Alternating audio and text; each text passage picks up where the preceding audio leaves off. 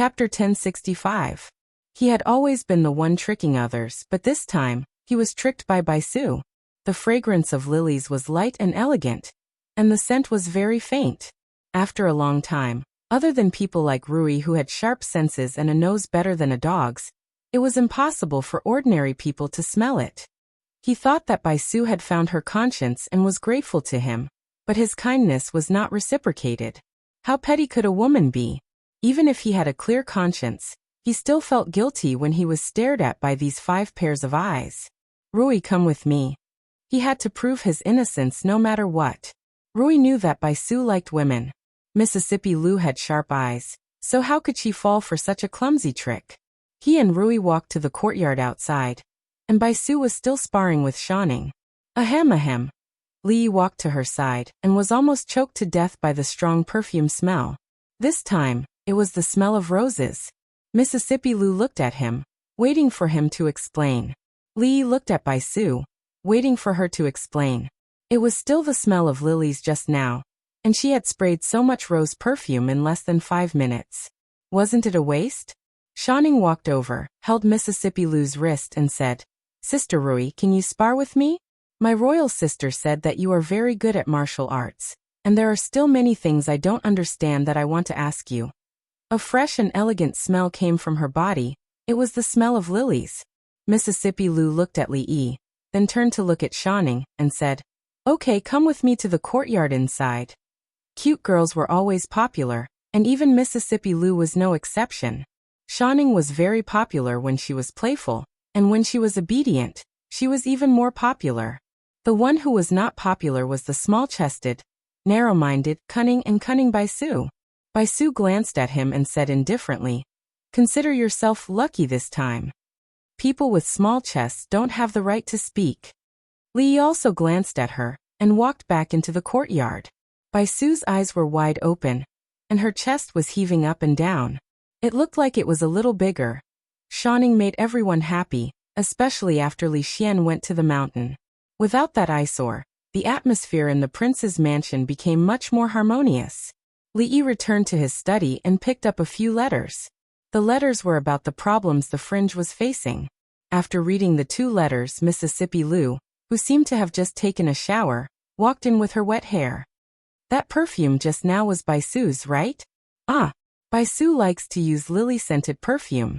Mississippi Lu tied up her hair and stood in front of the mirror. She said, Don't worry, I won't misunderstand. Baisu won't like you, and you won't like her. Why? Li Yi was puzzled. He could understand why Baisu wouldn't like him. After all, they had different sexual orientations. It was just like how he wouldn't like Fong or Li Xian. Why was Mississippi Lu so sure that he wouldn't like Baisu? Was it because she had small breasts? Because you don't like small breasts. Rui's words made it seem as if he had some discrimination against women with small breasts. Although there was a reason for this, it only accounted for 80%. She was narrow-minded, cunning, and unfeminine, which accounted for the remaining 20%. As drunk Mo's due date approached, the atmosphere in the prince's mansion became tense. Even Li Duan was much quieter than before. Several times, he ran over to ask him and Rui if second mother was going to give birth to a younger brother or sister. The professionally trained delivery team was preparing 24 hours a day and resting in shifts. When Xiao Tsue ran over and said that drunk Mo was about to give birth, the tense atmosphere in the prince's mansion reached its peak. Rui held his hand tightly. She was even more nervous than when she gave birth to her own child. Li wanted to go in to accompany her, but Rui's attitude was very firm. She said that it was unlucky for a man to enter the delivery room, but drunk Mo didn't agree. Li could only be superstitious. He didn't dare not to be superstitious. It was already a mystery that he could appear in this world. If he questioned the existence of gods at this time, who knew if he would be punished after a long time? A midwife opened the door and came out. She smiled and said, Congratulations, Prince. It's a little princess. Both mother and daughter are safe. Reward. Li Yi breathed a sigh of relief and strode into the room. Yesterday was a joyous day in the prince's mansion. All the maids and servants were rewarded with a year's salary. All the servants who had worked in the prince's mansion knew that the prince was very generous to the servants. The salary they received was definitely not the number written on the surface. It was often more than 10 times or even dozens of times higher. It was said that the first midwife who came out yesterday to report that she was safe received a reward of 1,000 taels of silver.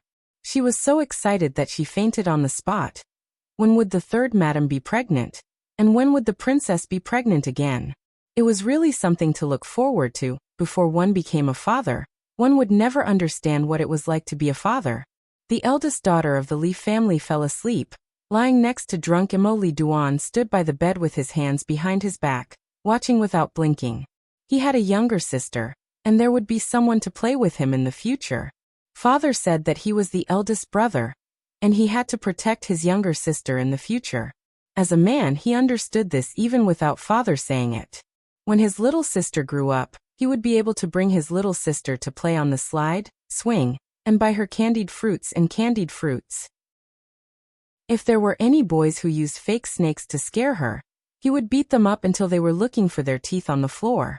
Little Aunt had said that when he grew up, she would teach him martial arts. Little Aunt's martial arts were very powerful.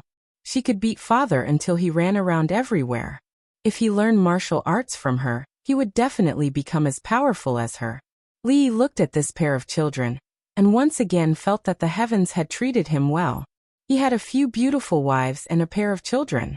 Compared to his previous life when he was forced to go on blind dates everywhere, his life now was much better. That kick was not in vain. And that fire was not in vain. Li Duan watched for a while and ran out.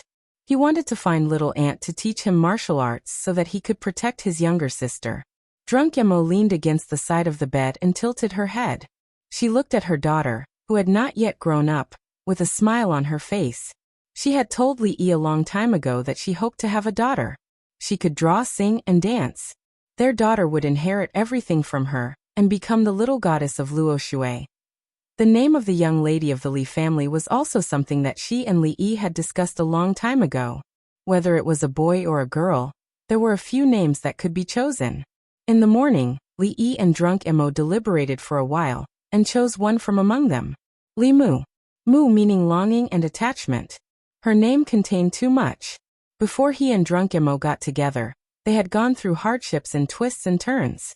From Qing and prefecture to the capital, from the capital to the Qi kingdom, they had gone around in circles before they finally had the happiness they had today. Drunk Emo had expended too much energy yesterday. After Li Yi coaxed her to sleep, he gently closed the door and walked into the yard. Rui sat alone at the stone table, looking into the distance. Li Yi walked over and sat beside her.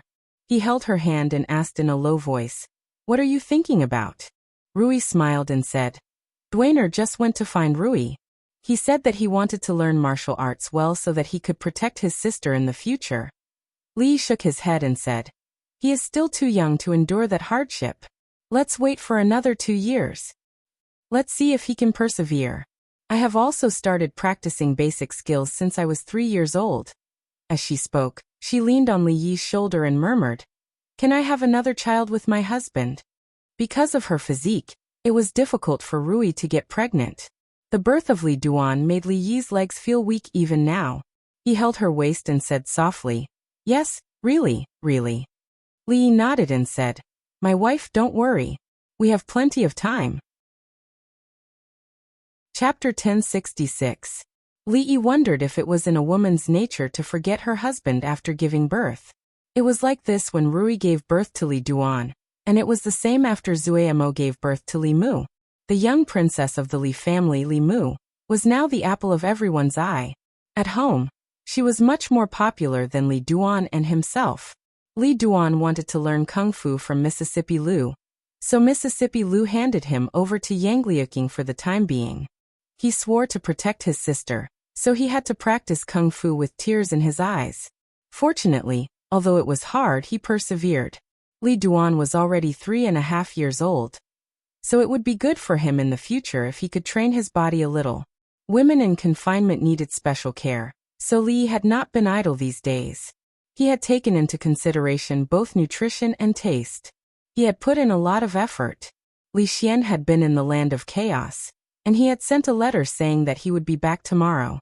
This also meant that they would not stay in Shuzhou for long. and they would be returning to the capital.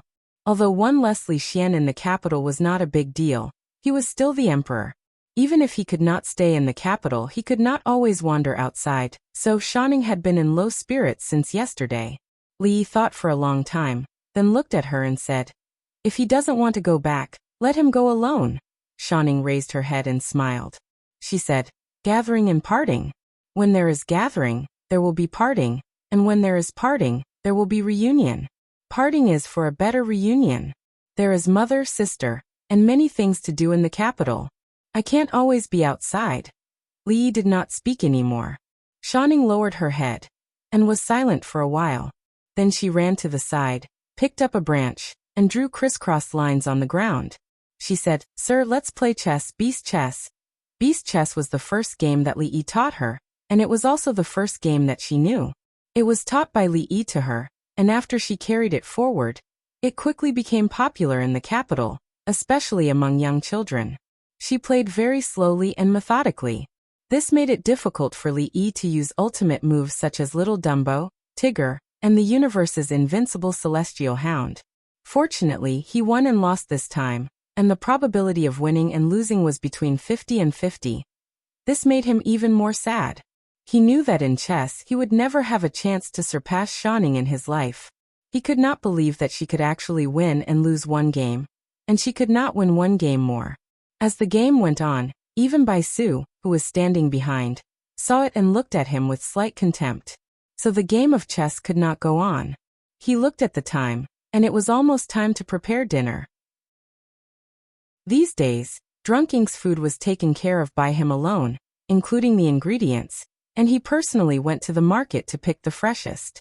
Shanning carried a small cloth bag and followed behind him, just like a little attendant. These days, except for sleeping and very few times, she would hardly leave his side more than 5 steps. If it were not for Bai Su also following behind, this must have been a flawless day. Su seemed to have made a breakthrough recently. Li Yi had not seen him for several days, but it did not matter. He just went out to buy vegetables, and he did not need a guru to escort him every time. What's more, although Bai Su had a small chest, a small butt, a small heart, and a lot of shortcomings, her advantages were also very obvious. 8th on the heaven list, she was definitely a qualified bodyguard. With Fong in Yong County, she could almost do whatever she wanted. Coincidentally, they met Yang Fu and the others on the street. The old man with the surname Wang, Yang Fu and a few guards, walked slowly on the street, talking to Yang Fu as they walked. In the past, old man Wang often asked him some questions, or talked about some things about the Jing kingdom. Later, for unknown reasons, he rarely came. Instead, when he was talking to Yang Fu about the way of the emperor, the latter often fell asleep on the table.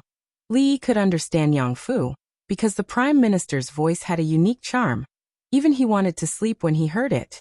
"Your Highness Jiang of Silla." The old man with the surname Wang also saw him, and cupped his hands to salute him.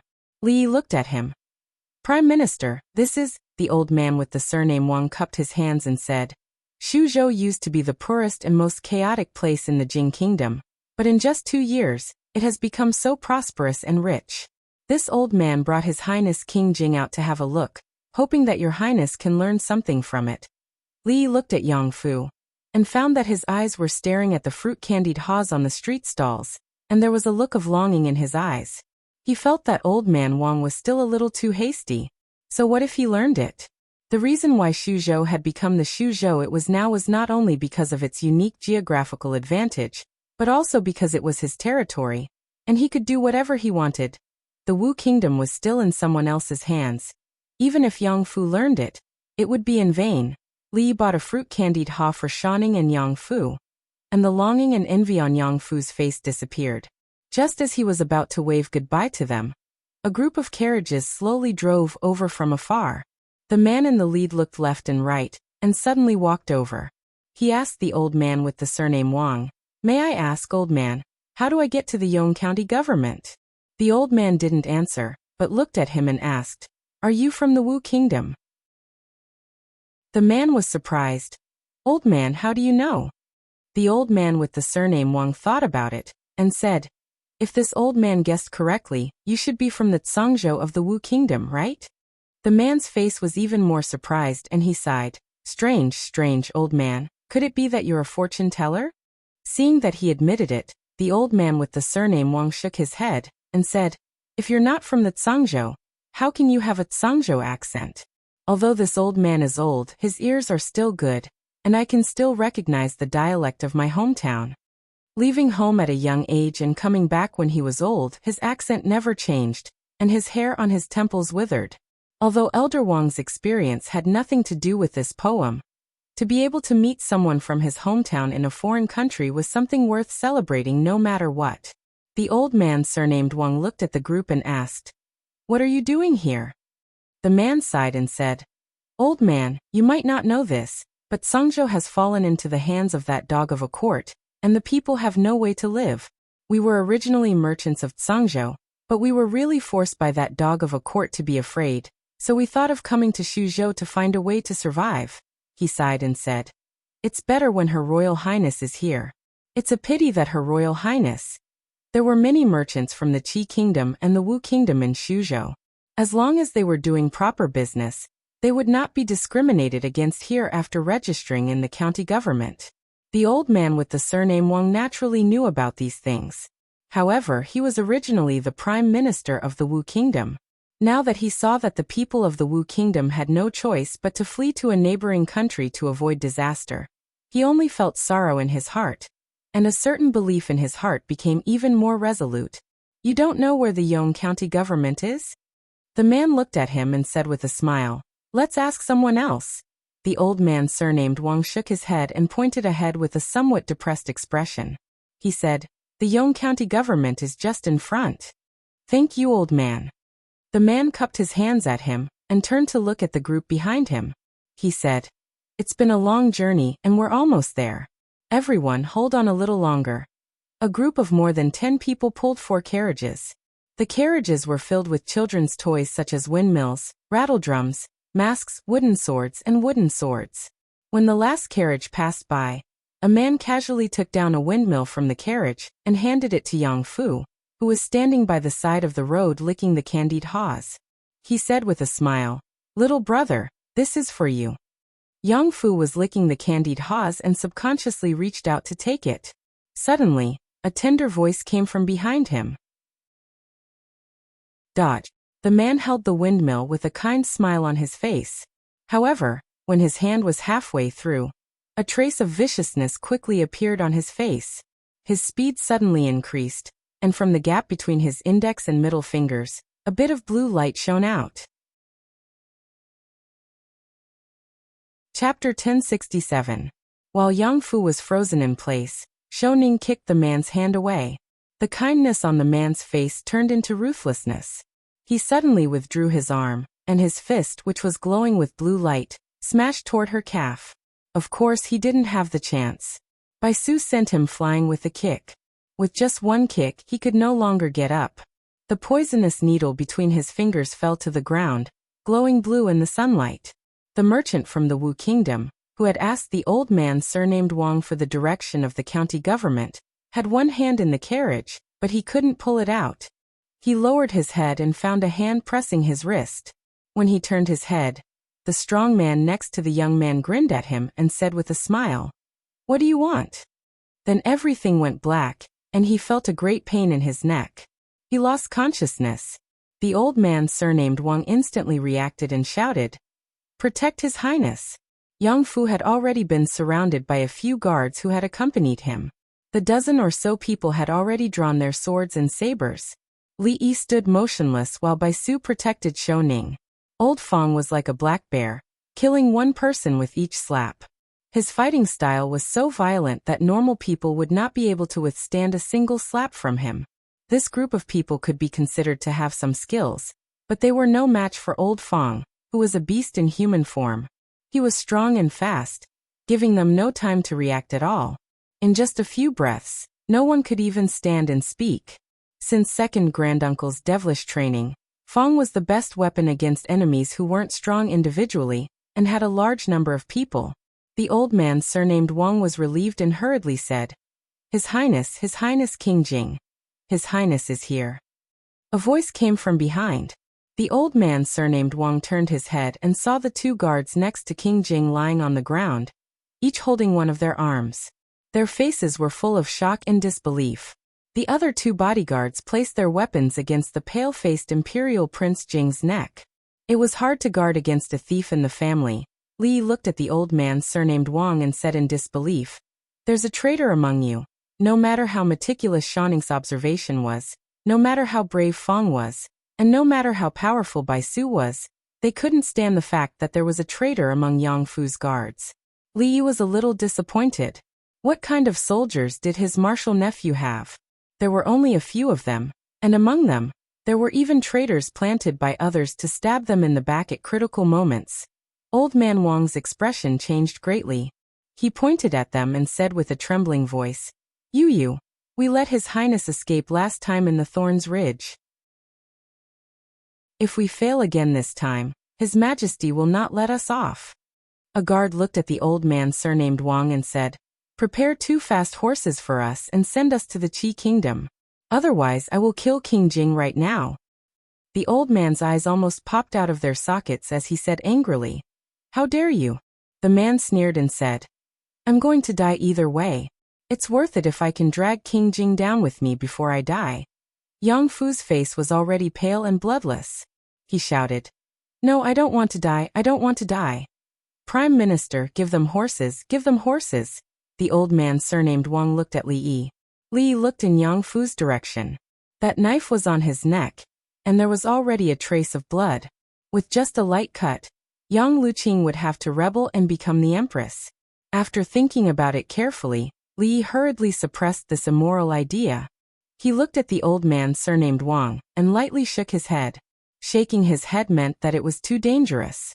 If they weren't careful, they would have to let their princess become the empress, so he agreed to their conditions for the time being.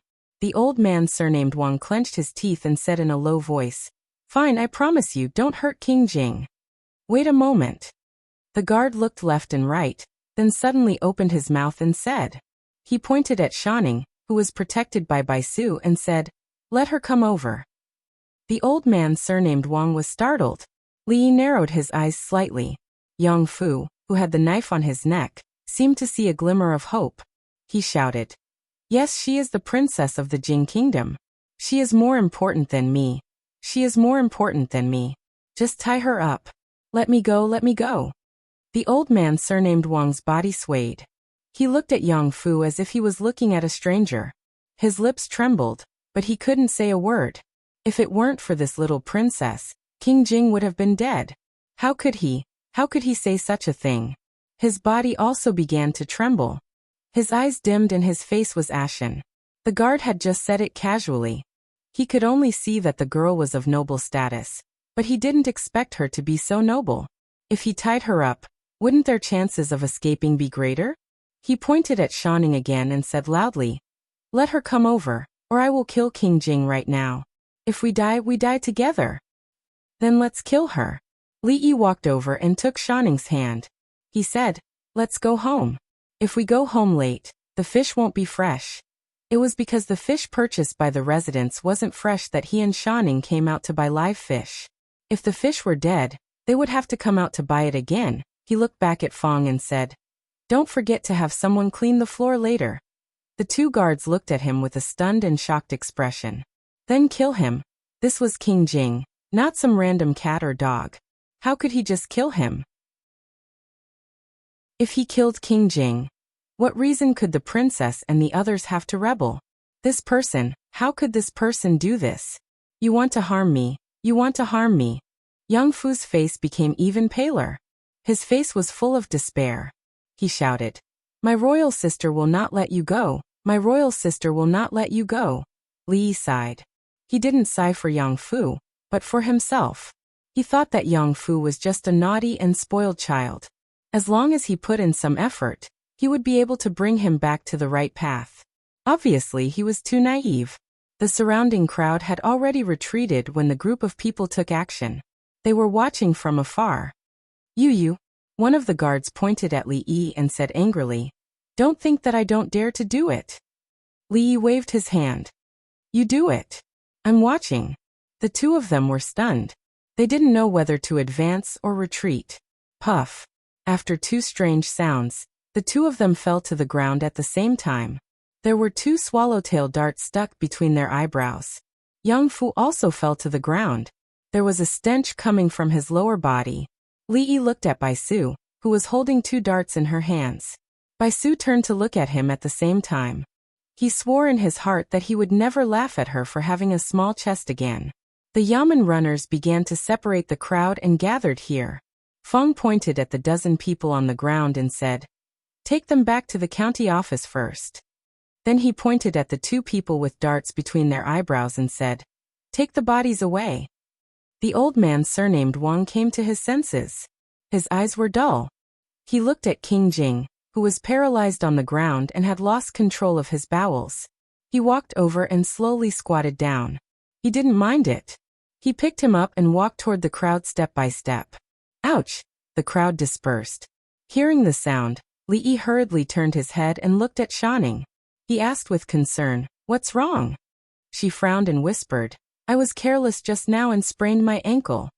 Go back and ask Sister Rui to take a look at it." Li Yi squatted down to check and found that it was not serious. It was just a little swollen. He must have sprained his ankle. He turned his back to her and said, "Get up." Shanning blushed. She lay on Li Yi's back and put her arms around his neck.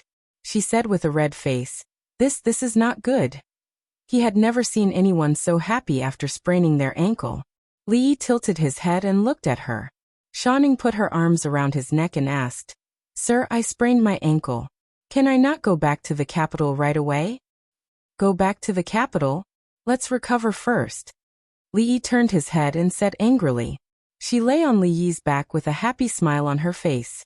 She felt that the pain in her ankle was not as bad anymore. Li Yi carried Shanning on his back. He looked at Bai Su, who was walking beside him, and suddenly said, "Miss Bai." Ever since he saw her skill with darts, he felt that as a man he shouldn't be too stingy. He should take the initiative to find a chance to repair their relationship. "What?" Bai Su crossed her arms and glanced at him. She said emotionlessly, "I have a few secret recipes here." He glanced at her chest and said, "They can improve your figure?" Bai Su was stunned at first. After she understood what he meant, she immediately blushed and said angrily, "What do you mean?" "Pretend I didn't say anything."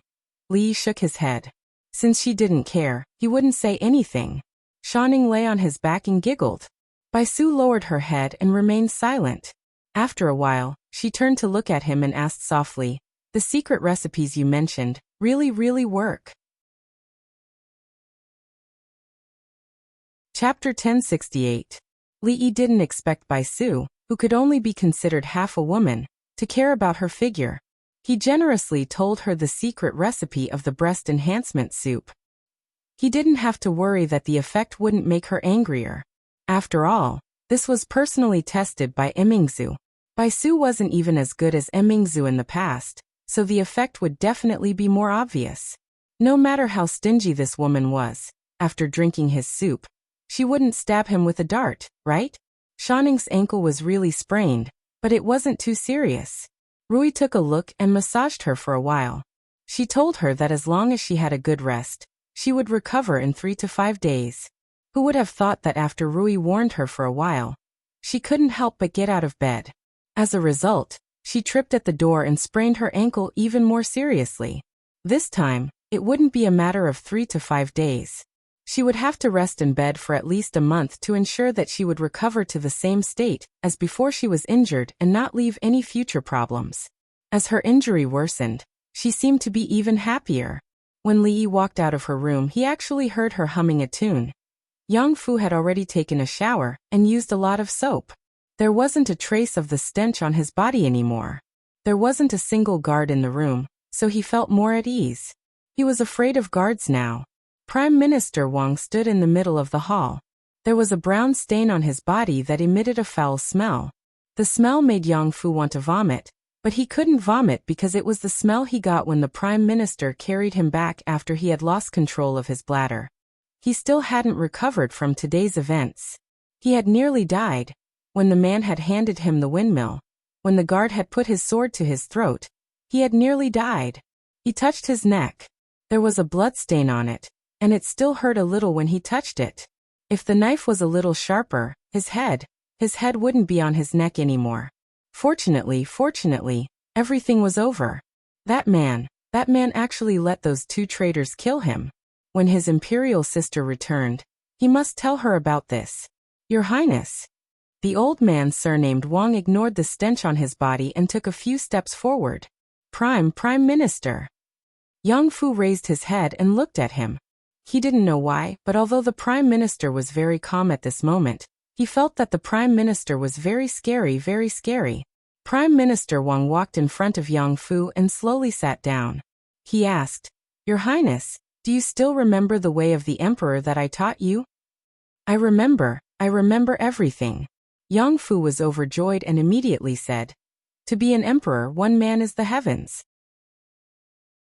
With great power in hand, one must judge the situation, make the best use of everything, make the best use of people, have a broad heart to accommodate the world, and have a broad mind to accommodate all rivers. As an emperor, there is no need for him to be knowledgeable. He may not be able to compose good poems or write beautiful essays, but he must have the spirit of an emperor. He secretly rejoiced that he had memorized this part. Who knew that Prime Minister Wang would test him at this time? The old man nodded and asked, Does your Highness know what the spirit of an emperor is? Yang Fu was startled. He then shook his head and said, This, the Prime Minister didn't teach me. The old man thought about it and let out a long sigh. He slowly said, I indeed didn't teach you. But your Highness must remember that some things don't need to be taught. If you don't teach me, how would I? Yang Fu secretly muttered in his heart, but his face revealed an enlightened expression. He said, Yang Fu will definitely follow the Prime Minister's teachings and learn the way of the Emperor. The old man shook his head and said, Your Highness doesn't need to learn these things in the future. Really? Yang Fu raised his eyebrows and was overjoyed. The way of the Emperor was too long for him to memorize. It would be best if he didn't have to learn it in the future. Your Highness doesn't need to complete your daily homework in the future. Do whatever you want to do. The old man waved his hand and didn't look at Yang Fu again. He turned around and left. Yang Fu was still standing there in a daze. In the future, he didn't need to learn anything and could do whatever he wanted.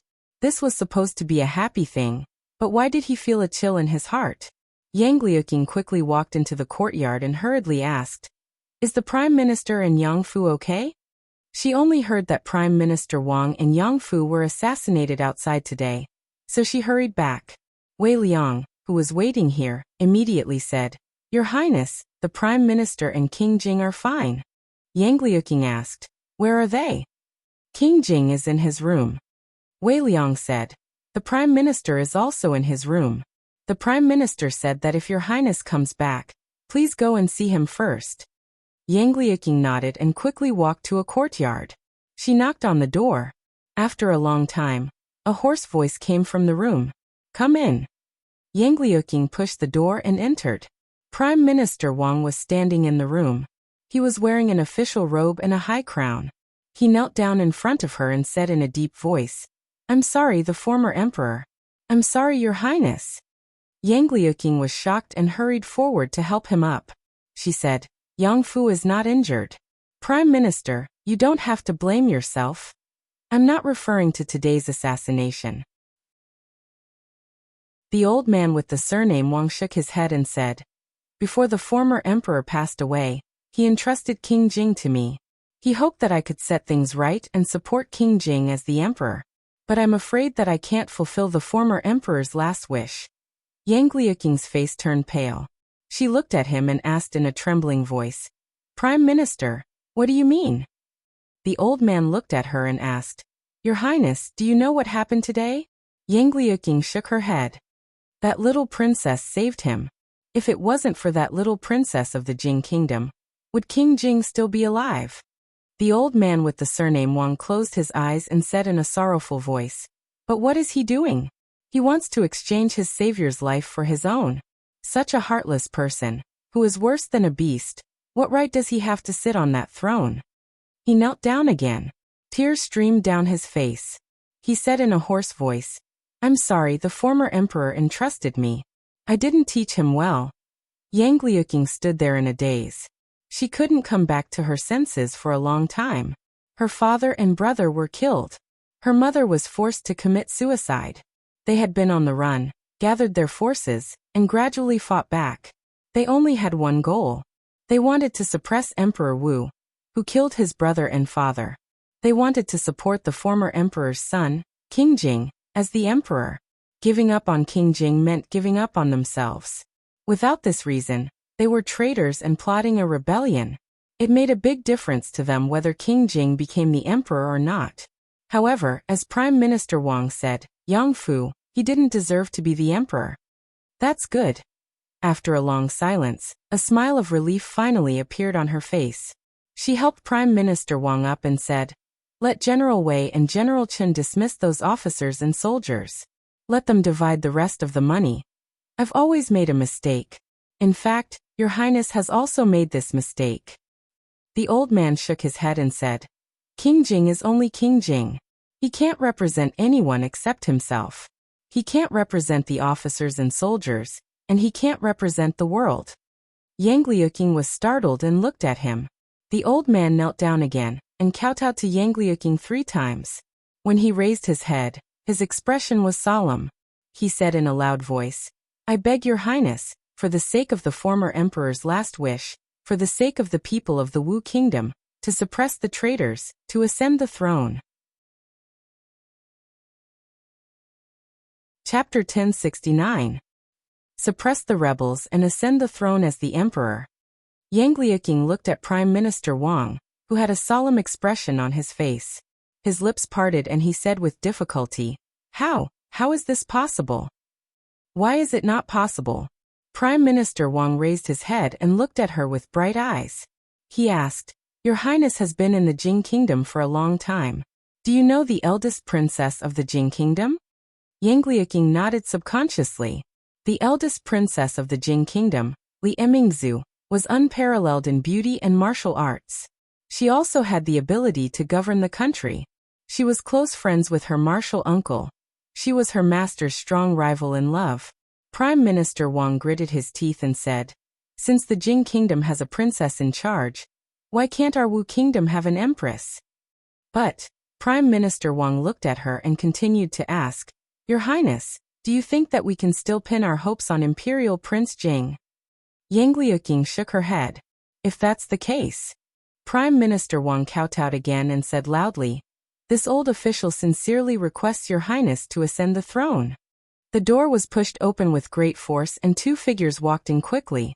Wei Liang knelt down on one knee, raised his head, and said loudly, "This official sincerely requests Your Highness to ascend the throne." Chen Qing knelt down next to Wei Liang and said respectfully, "This official sincerely requests Your Highness to ascend the throne." Yang Liuqing looked at their solemn expressions and couldn't help but take a few steps back. A certain sturdy wall in his heart seemed to be shaken at this moment. Li Yi used the extremely sharp dagger that Mississippi Lu gave him to make a crutch for Shanning. If she really had to lie in bed for a month, she would probably die of boredom. In order to stay here for a longer period of time, she purposely sprained her ankle and worsened her injury. Li Yi was angry and distressed. She wanted to find a suitable reason to stay. Why did she need to do this? When Li Xian came back tomorrow, she could pretend to break his leg by accident and let him stay here for a year or so. Wouldn't that be simpler and more effective? Feng walked in from outside and said, "Son-in-law, those guys were still stubborn at first, pretending to be tough guys. Later on, after a little torture, they were all released. The so-called tough guy was only relatively speaking. Feng's a little bit of torture was definitely not as simple as he said. However, this was no longer important. He polished the edges and corners of his walking stick and casually asked, "Were they sent by the Emperor of the Wu Kingdom?" "Yes and no." Feng shook his head. After thinking for a moment he said, "They are not merchants of the Wu Kingdom. They are all killers. The heads of Princess Duanrong and Prince Jing are worth 100,000 taels of silver each." Someone sent an invitation to the martial arts world of the Wu Kingdom. If anyone can catch Princess Duanrong and that bastard Yang Fu, no matter whether they are dead or alive, They will offer 200,000 taels of silver with both hands. 200,000 taels of silver as a reward for two people was undoubtedly a big deal. The one who had such a deep hatred for them and wanted them dead the most was the emperor of the Wu kingdom. To be exact, Yang Liuqing had a deep hatred for him. He was just worried that they would threaten his throne. Feng continued to say, the two of them are currently the highest on the bounty list. They should have been targeted by many killers. A month ago, someone spread the news that they are in Shuzhou. As for the two guards, they may be spies of the imperial court of the Wu kingdom. They have been hiding around them for a long time. This time they should want to take advantage of them. However, I didn't expect that woman. Seeing Bai Su coming out of Shanning's room, Feng glanced at her and continued to say, I didn't expect Bai Su to be so good at martial arts.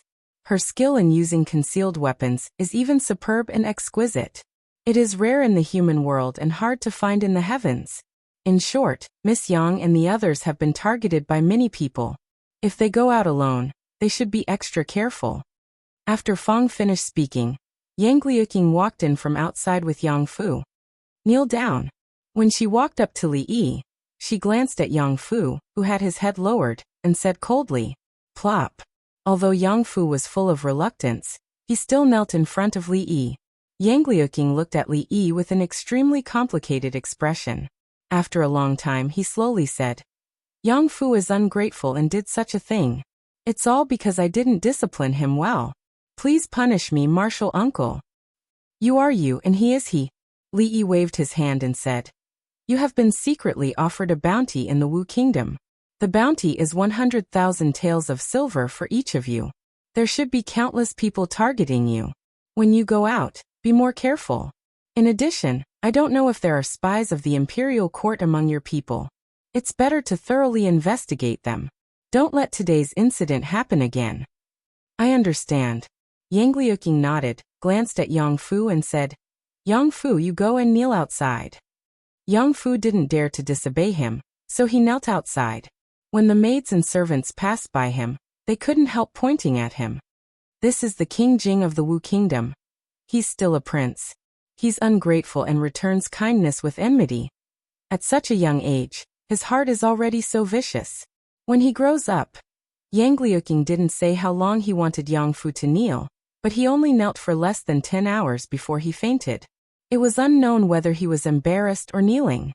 A person's bad nature was completely revealed in this 14-year-old child. If he wasn't a child, or if he wasn't Yang Liuqing's younger brother, Li Yi would let him know the price of doing wrong and saying wrong things. However, he didn't have the slightest interest in Yang Fu. This child was already useless. Whether they wanted to live in seclusion in the countryside, or wanted to continue to rebel and support Yang Fu as the emperor, it had nothing to do with him. He had to look after Shanning. He was worried that she hadn't recovered from her foot injury and would jump out of bed again. In the afternoon, Old Man Wang came to find him. At that time, he was massaging Shanning's sprained foot. She was giggling because of the itch. The massage technique was taught to him by Bai Su. She said that she didn't want to owe others a favor. In the martial arts world, it's not a burden to have more skills. Looking at the horoscope to predict one's luck, relaxing the muscles and blood, massaging to set the bones, rebellion. These skills, it was better to learn one more. Who knew when it would come in handy? Old Man Wang knocked on the door and stood at the door. He asked, Your Highness Jiang of Silla, can I have a word with you? Shanning smiled every time she massaged her foot. Li Yi had long wanted to run away from the door. Those who didn't know would think that he was abducting an ignorant girl inside. Li Yi walked into the courtyard and sat beside the stone table. Old Man Wang sat opposite him. Your Highness Jiang of Silla and the eldest princess of the Jing Kingdom, Li Emingzu, must be very close, right? Li Yi looked at Old Man Wang. He didn't know what he meant by this question. He waved his hand and said modestly, just so. Old Man Wang looked at him and asked, Then what does Jiang of Silla think about Princess Duanrong compared to the eldest princess of the Jing Kingdom? Li Yi thought for a while and shook his head regretfully. In terms of appearance, at this level, there was actually no difference between them. It could only be said that each had their own merits. Emingzu was the domineering empress type. Although Yang Liuqing was a princess, She was the pretty daughter of a humble family. Their identities were not much different. In terms of martial arts, they were far apart. In terms of breasts, they were not far apart in the past, but now they were far apart. In general, they were still not as good as Emingzu. Old Man Wang seemed to agree with his conclusion and nodded. His eyes were slightly dim as he said, "The eldest princess of the Jing kingdom is a genius. Your Highness is indeed not as good as her." Li Yi was a little puzzled. For no reason. Why did Old Man Wang compare Yang Liuqing and Emingzu? He wasn't as free as him. He still had to boil bone soup for Shanning to nourish her body. He stood up and said, "Prime Minister Wang, if there is nothing else, I will leave first. The soup is still boiling in the pot." Prime Minister Wang raised his head and suddenly looked at him. His eyes flashed and he asked, "Jiang of Silla, if we want to support Her Highness as the Empress, is there any possibility of success?" Li Yi looked at him and was stunned for a while. Seeing Xiao Huan and Xiao Chui walking into the courtyard, he turned his head and said, "Xiao Huan, go and see if the bone soup in the kitchen is ready. Don't overheat it." Then he said to Xiao Chui, "Go and brew a pot of tea." Prime Minister Wang's train of thought is very strange. Li Yi looked at him and sat down again. He praised, "I admire it very much." Chapter 1070. Pedantic, conservative, conformist, stubborn. This was Li Yi's impression of Geezer Wang. In reality, it wasn't just him. These high-ranking officials and old men all had similar images in his eyes. Only now did he realize that he was wrong, completely wrong.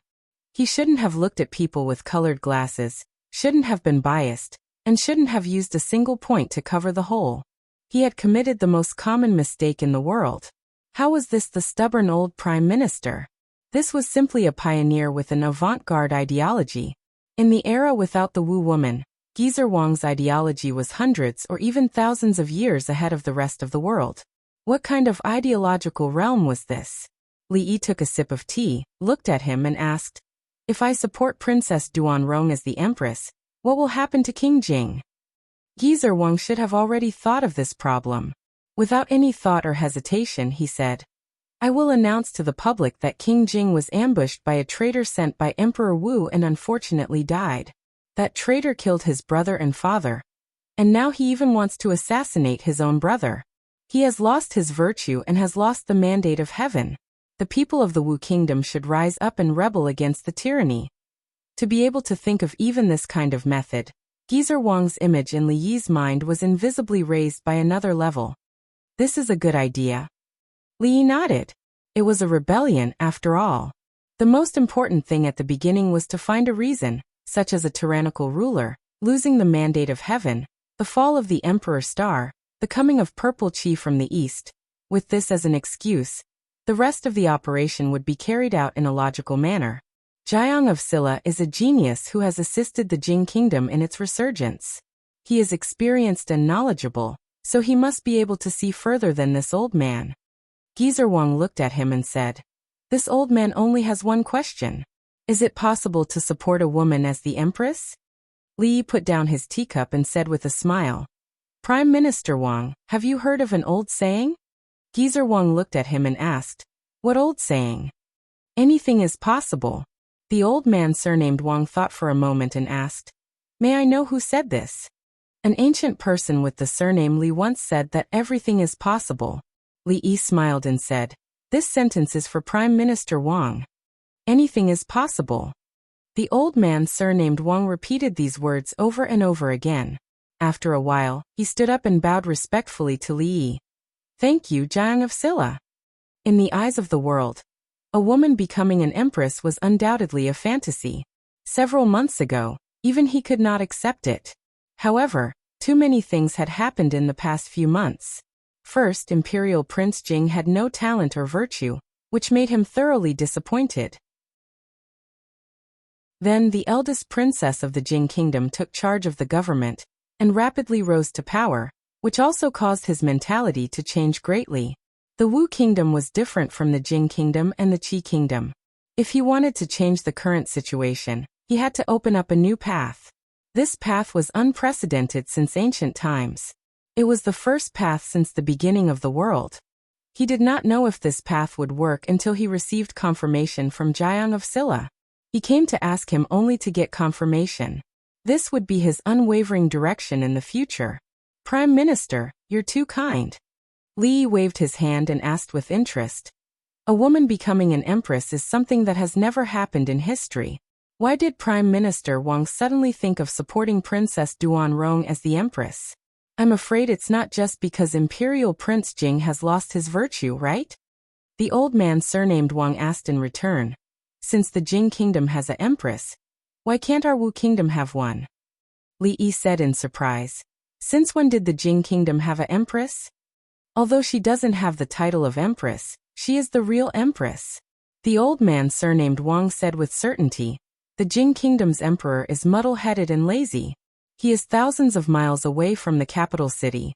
All the affairs in the court, big or small, are handled by the eldest princess Li Emingzu. If she isn't the empress, then what is she? Cough. Li covered his mouth and coughed softly. The old man surnamed Wang waved his sleeve.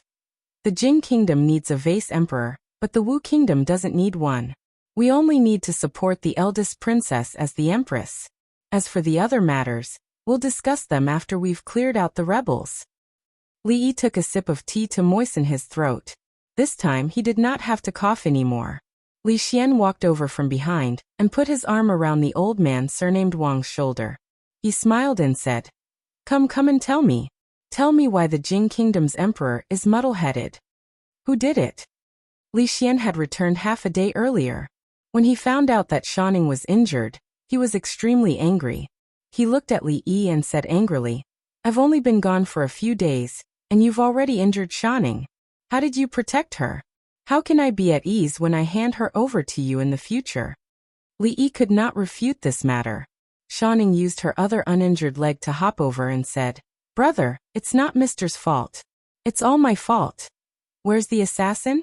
Who sent him? Li Xian's anger had not dissipated. How dare he assassinate the Jing kingdom's princess? I'm going to hack him into pieces. The Wu kingdom's emperor.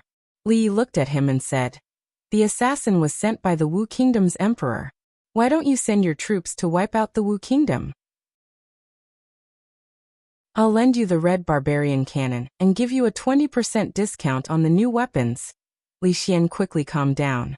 The war between the Jing kingdom and the Qi kingdom and the Zhao kingdom had just subsided for less than 2 years. They were still at the stage of stabilizing the national economy. It was impossible for them to wipe out the Wu kingdom for no reason.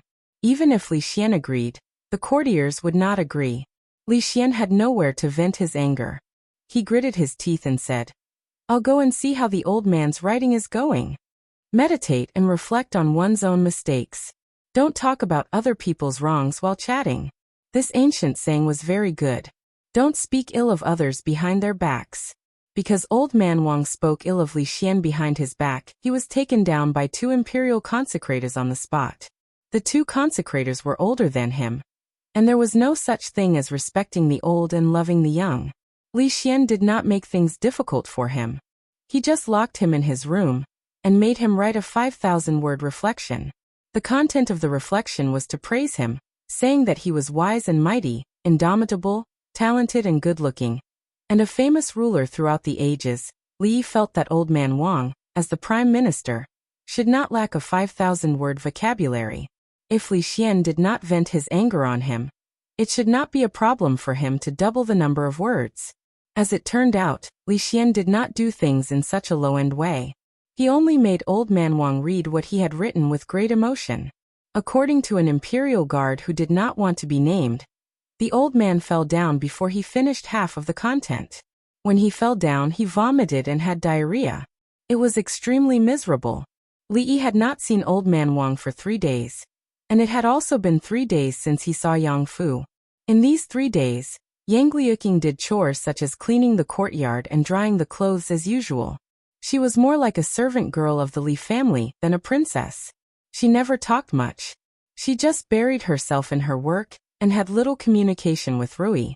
Until the morning of the 3rd day, the weather was sunny and the breeze was gentle.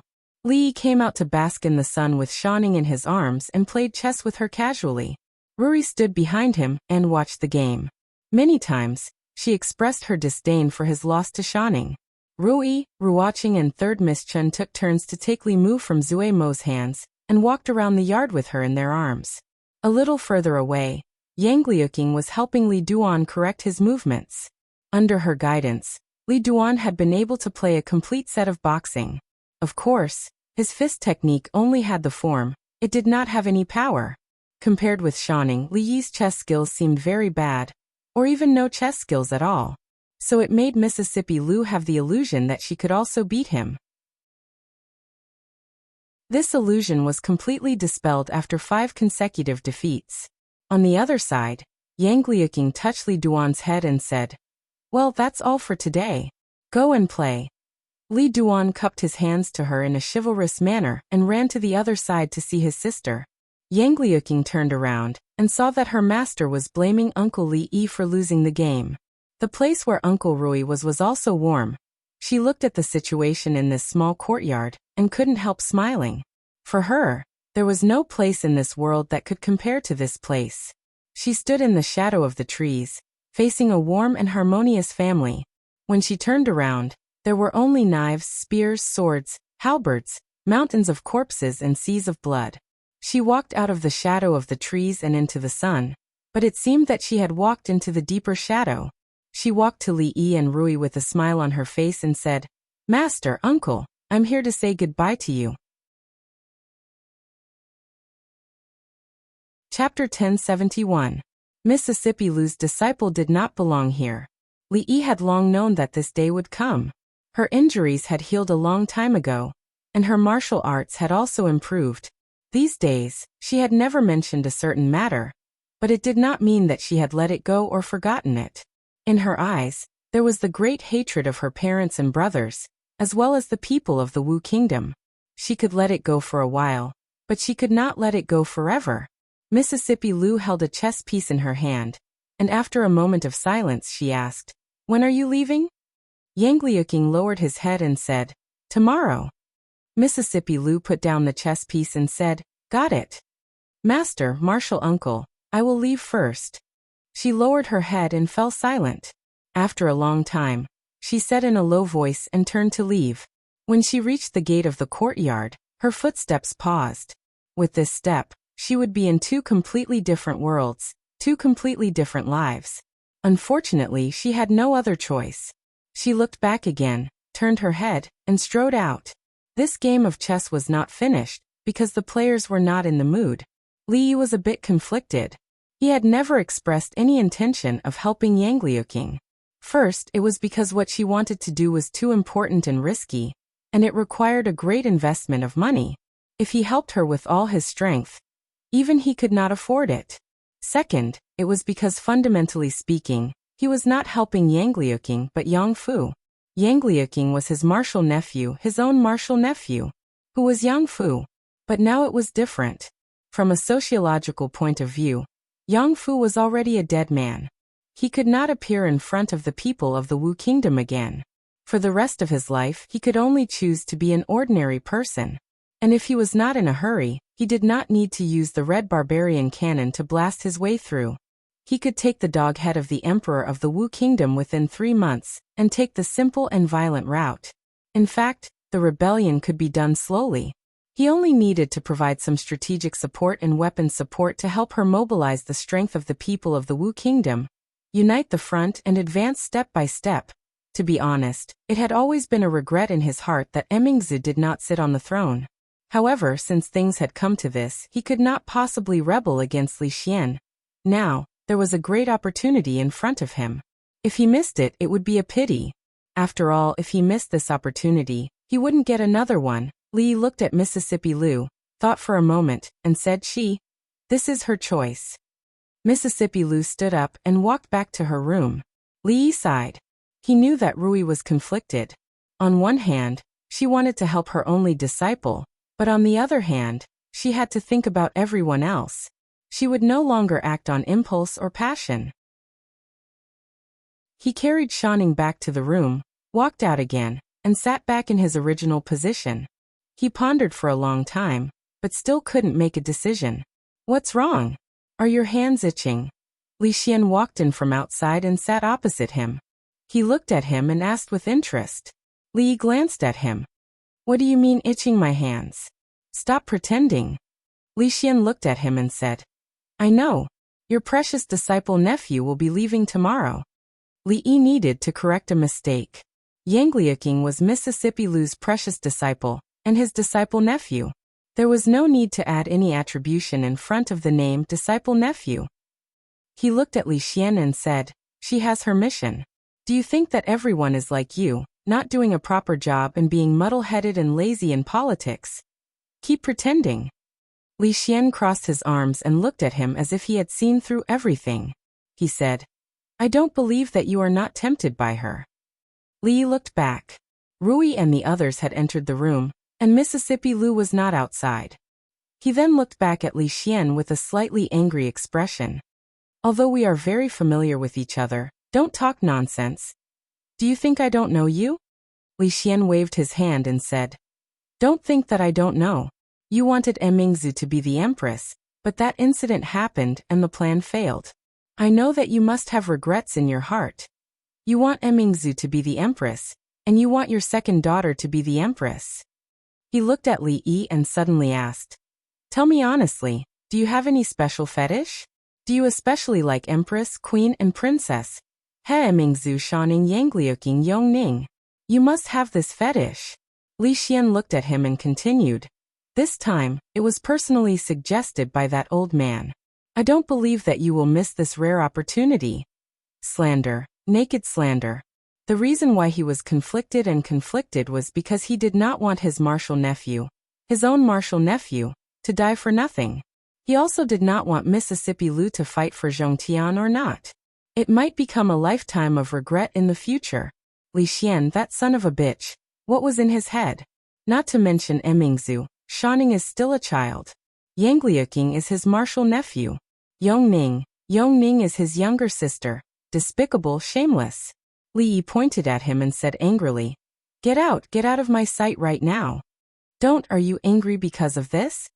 Li Xian shook his head and said, This is not a secret. We still have many spies in the Wu Kingdom. If you need them, you can call them. Li Duan stood beside Li Yi, pulled his sleeve, and asked, Father, where is senior sister going? If the Li family was compared to a sect, then Rui, and him should be the first generation. And now there were also Ruoqing and Zue Mo Yangliuqing was Rui's disciple, and counted as the second generation. Li Duan and Li Mu. In the future, there might be Li Xiao and Li Rong, and their other children were also the second generation. In this generation, Yangliuqing was the eldest. Li Yi patted Li Duan's head gently and said, Senior sister is going back to her hometown. Li Duan was a little disappointed when he heard this. Senior sister was gone, and there was one less person to play with him. But even he wanted to go back to the capital and see Xiao Rui. Senior sister had been away from home for so long, and she must be very homesick. Old man Wang got into the carriage early. He was too ashamed to see anyone now, especially Li Xian. At his age, he was caught on the spot criticizing others behind their backs, and then he suffered inhuman torture. This would be a stain that this old man could not wash away for the rest of his life. Wei Liang and Chen Qing stood behind Yangliuqing, looking resolute. There was a kind of rustling wind and cold water. And a strong man who would never return. Yangliuqing walked to Mississippi Lu, knelt down on both knees, and respectfully bowed 3 times. He stood up and said, Master, I'm leaving. Take care of yourself in the future. Li Yi was half a step behind Mississippi Lu. He could clearly see her clenching and unclenching her fists. Yangliuqing turned and left. After a few steps, he suddenly stopped and walked to Li Yi's side. He said, Uncle, I have a few words to say to you in private. Li Yi was startled. He confirmed that she was talking to him and not Mississippi Lu. After glancing at Rui, he turned and walked into the room. Yangliuqing slowly followed. She looked up at Li Yi, and a smile appeared on her face. She said, After thinking about it carefully, there are some words that I still want to tell Uncle before I leave. I'm afraid that if I leave this time, I won't have the chance to say it again. Li Yi's lips parted slightly, and a look of surprise appeared on his face. What's going on? He suddenly thought of a ridiculous possibility in his heart, but he quickly erased this thought. This was too ridiculous. At this moment, Yang Liuqing had already begun to speak with a smile. Actually, Uncle has always been the person I admire the most in my heart. Li secretly cursed in his heart. As expected, he had guessed correctly. Mississippi Lu was standing outside. If she wanted to listen, she could totally hear what he said. However, she was about to leave. Before leaving, Li did not want to hurt her heart anymore. How should he reject her tactfully so that he would not hurt her? Should he tell a white lie? But Rui's limpid eyes would not cut him with a sword out of kindness. Uncle is very smart. In my heart, you are the smartest person in the world. You have penetrating insight, and you take every possibility into account. There is nothing that can baffle you. Li blushed a little as he waved his hand and said, "Not at all. Actually, I am still a little far from what you have said." Yang Liuqing smiled and said, "Uncle doesn't have to be humble. I have seen all the things that you have done all these years." He did not expect that she had secretly been paying attention to him for so long. Li sighed and said, "I understand your intentions, but Uncle is very smart, but in some matters, you are very stupid." Yang Liuqing looked at him and said, "Actually, Master and Uncle are very similar. Both of them will not easily speak out their thoughts.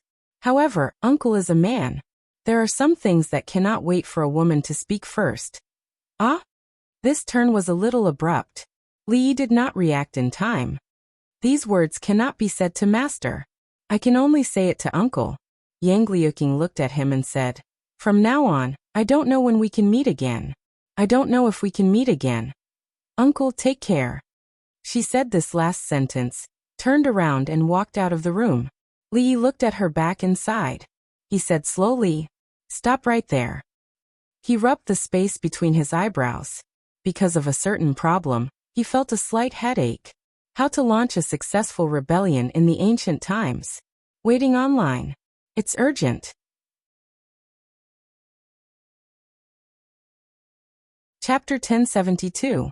Yang Liuqing's footsteps paused, but she did not turn her head.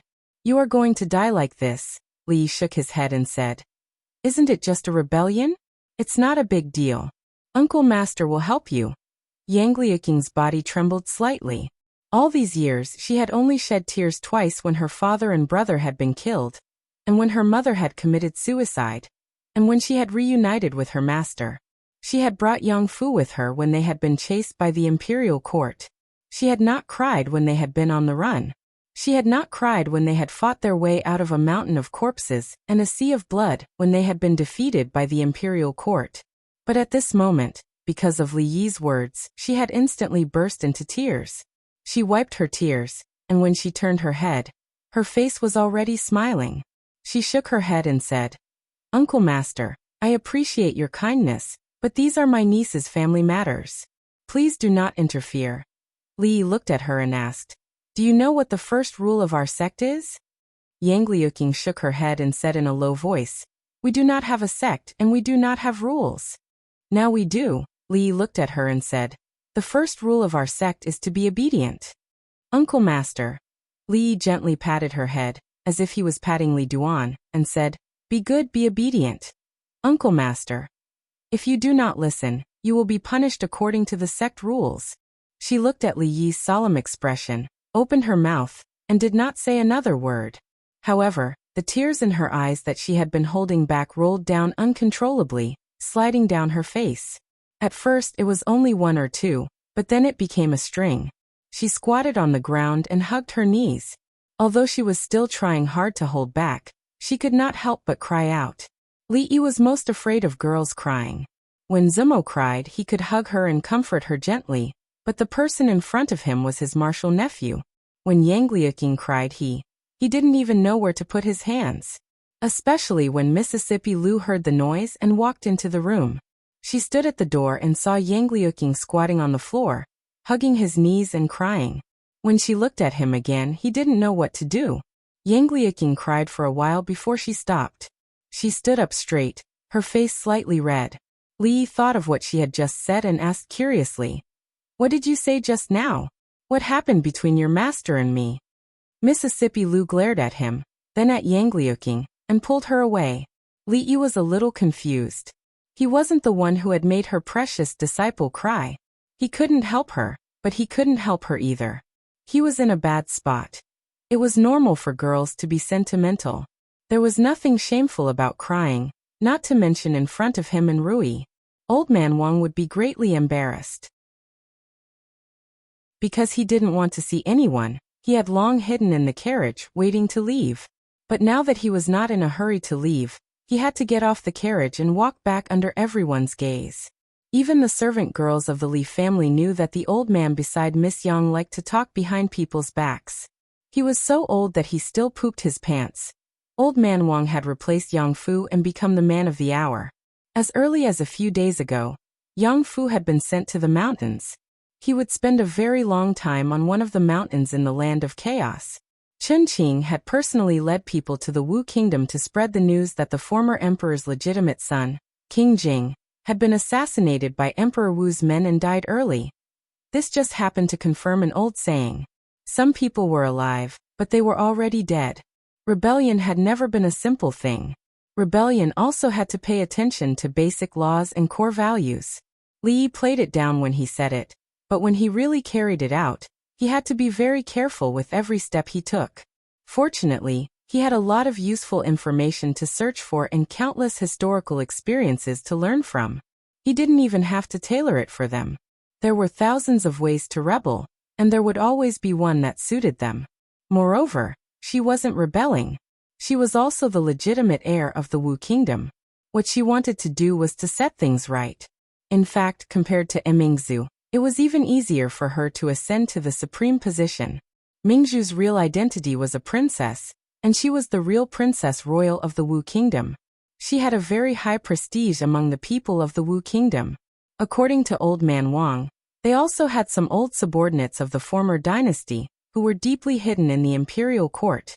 Before the official rebellion, Li Yi naturally had to understand these things first. This time, he didn't intend to use too much power.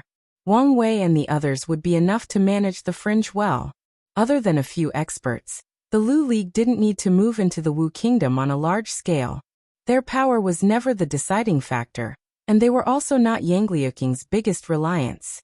Historical experience told him that the more ferocious the enemy was and the more difficult the environment was, the more it was necessary to mobilize the power of the people. Uncle Master. A figure came from behind and sat beside him. Yang Liuqing was silent for a moment. Then he said softly, "Uncle Master, I don't want to take revenge anymore." Li Yi turned to look at her. She thought for a moment and said, "Once we start the rebellion, many people will die, many innocent people." Li Yi knew that deep in her heart, she still didn't want to be a burden to him and Rui. But in reality, he didn't want to be a burden either. In the face of an army of tens of thousands, their strength was far from enough. Li Yi looked at her and asked, "Even if you don't start the rebellion, will there be fewer people dying?" Yang Liuqing lowered her head and didn't say anything. The Wu kingdom was now divided by warlords. There were conflicts between the imperial court and the major forces, and between the major forces themselves. The ones who suffered in the middle were the millions of innocent people. As long as this chaos didn't end, the people would suffer one more day, and the number of people who died would increase. She shook her head and said, "I can't be a burden to Master and Uncle Master." Li Yi looked at her and said, "You're Master and I can't help you clear away all the obstacles. You still have to rely on yourself." A smile involuntarily appeared on her face. Even if she only had 500 soldiers under her command, as long as she knew that her Master and Uncle Master were behind her, she still had the confidence of a magnificent army. Yang Liuqing nodded and showed a hint of determination on her face. She said, "Thank you, Uncle Master. I definitely won't let Master and Uncle Master down." Li Yi looked at her and said, "It's up to you to rescue the people of the Wu kingdom from the abyss of suffering." Yang Liuqing thought for a moment and suddenly asked, "Uncle Master, can I ask you a question?" "Go ahead." Li Yi leaned back on the chair and put his hands behind his head as he said casually, "Uncle Master seems to really want us to rise up and rebel." "Really?" Ever since the day Prime Minister Wang came to find Uncle Master, I felt it. Before that, I knew Uncle Master didn't want me to take revenge. It must be a misconception. Li saw that she was looking at him. He looked around and saw Shanning, who had one leg wrapped and was sitting on the swing with Yongning. He thought for a moment and said, "If Emperor Wu hadn't killed his father and usurped the throne, you wouldn't have escaped to Shuzhou. If you hadn't escaped to Shuzhou, he wouldn't have sent people to kill you. If he hadn't sent people to kill you, Shanning wouldn't have attacked that assassin. If Shanning didn't attack that assassin, she wouldn't have sprained her ankle." Yang Liuqing looked at him with a trace of doubt on her face. So, if Emperor Wu hadn't killed his father and usurped the throne, Shanning wouldn't have sprained her ankle. Li looked at Shanning, who was not far away, and explained, "She's my disciple. If I don't avenge her ankle, I won't be able to take it lying down." He then looked at Yang Liuqing and said, "So you have to work hard to end the situation of the Wu Kingdom's clique. Take back the country that the traitor stole from you. If Yang Fu can't help him, you can become the emperor yourself. Govern the Wu Kingdom well and return peace to the people."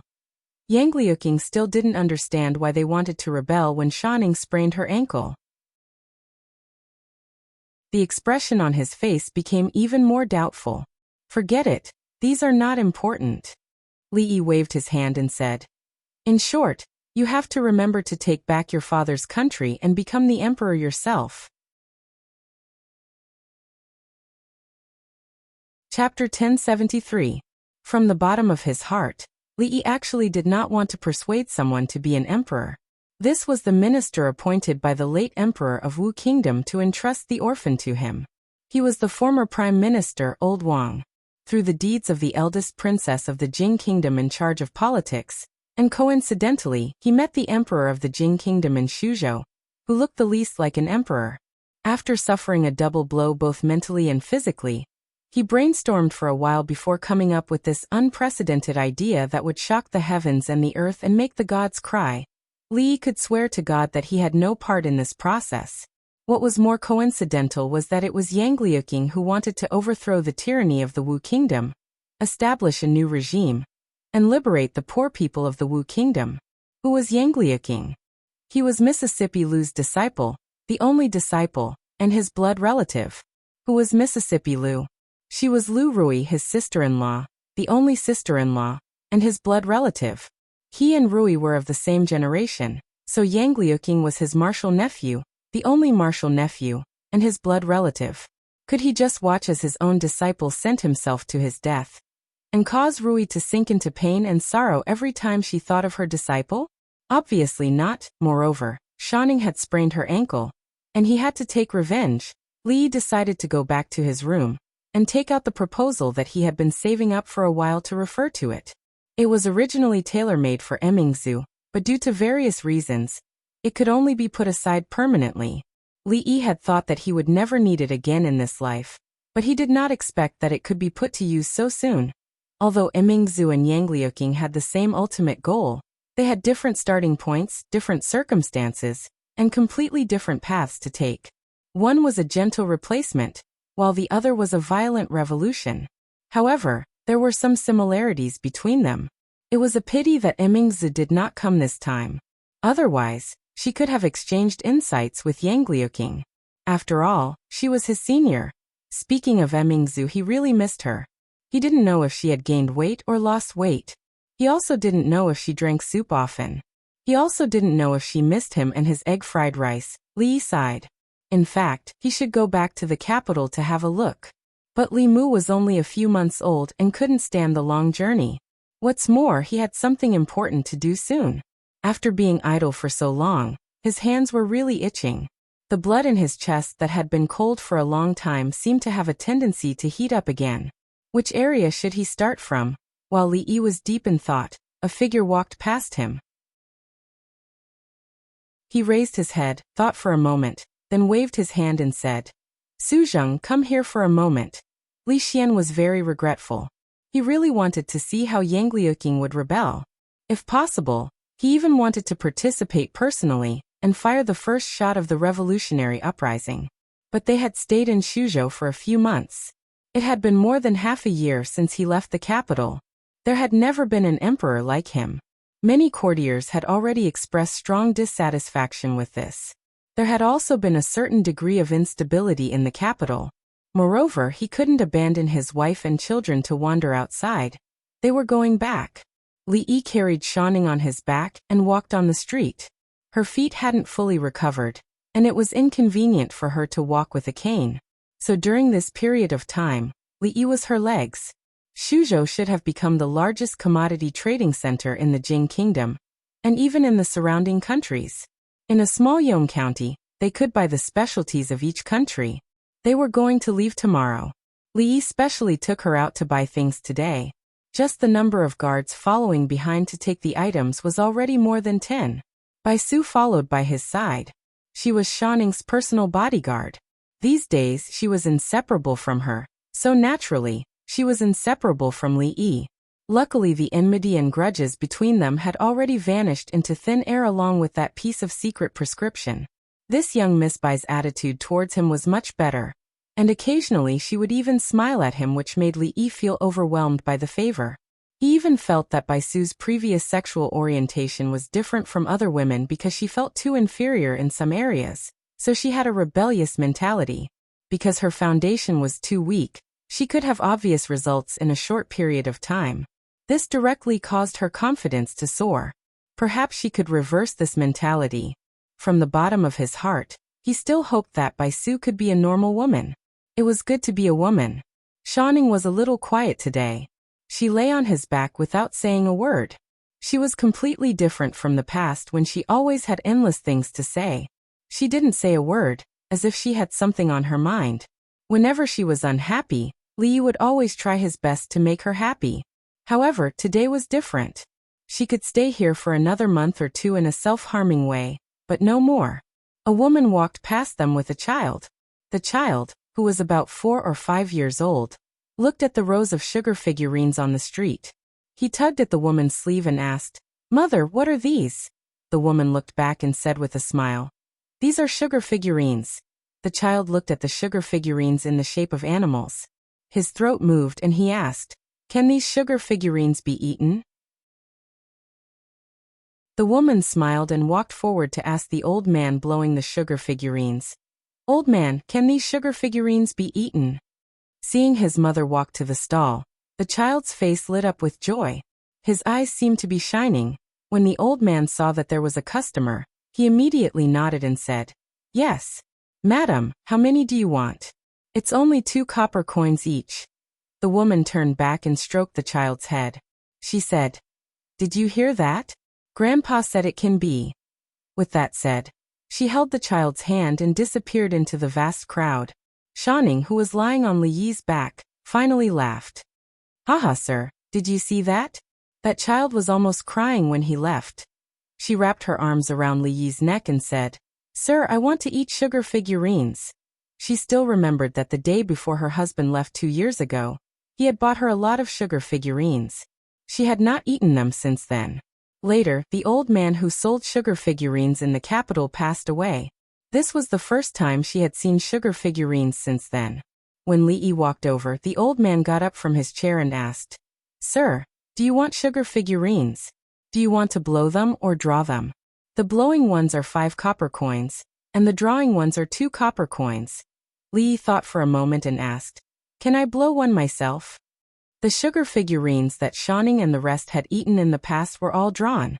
This kind of sugar figurine was usually used to eat. It was more difficult to blow a sugar figurine.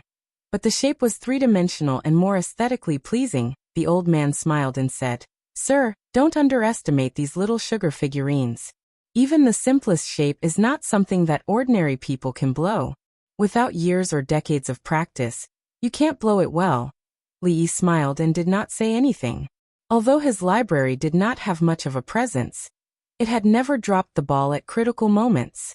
To think that he knew about astronomy, geography, elliptic hyperbola, hybrid biosphere, satellites in the sky, and submarines in the sea. How could a mere sugar figurine stump him? Although there was no book that taught him how to blow a sugar figurine, it was ultimately an art. Just like calligraphy and painting, they were different routes to the same goal. With the addition of body and breath control, How could a dignified expert on the heaven list not be able to do these? Under the old man's doubtful gaze, he washed his hands, took out a small piece of sugar paste, and skillfully pulled out a candy stick.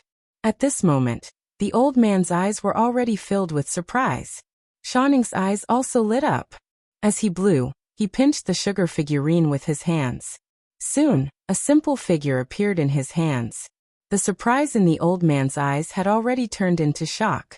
The difficulty of blowing a person and blowing an animal were worlds apart.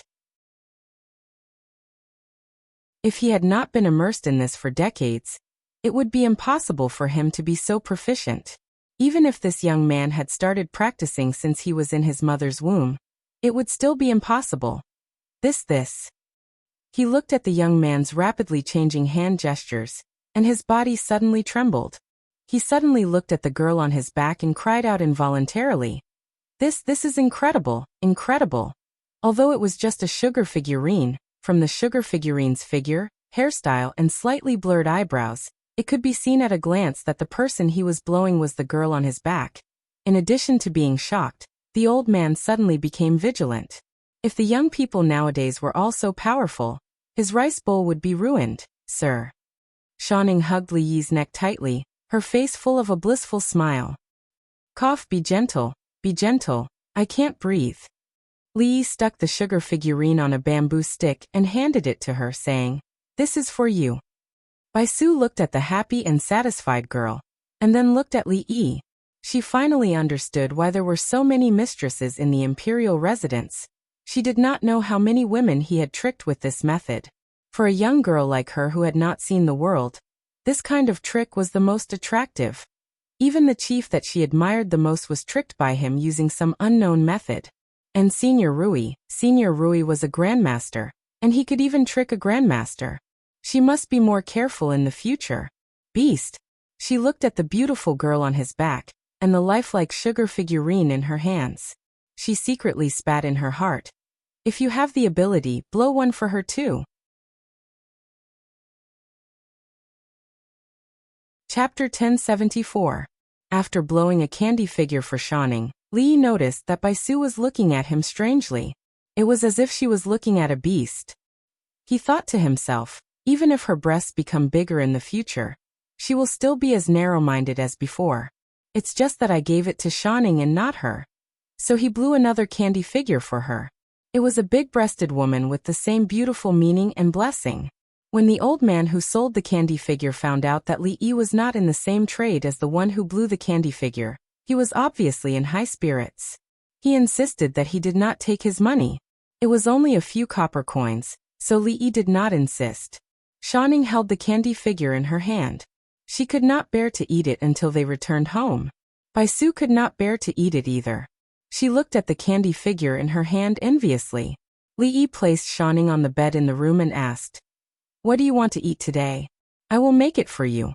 She counted with her fingers and said, "I want to eat spicy prawns, steamed fish, braised pork ribs, and Sir's soup."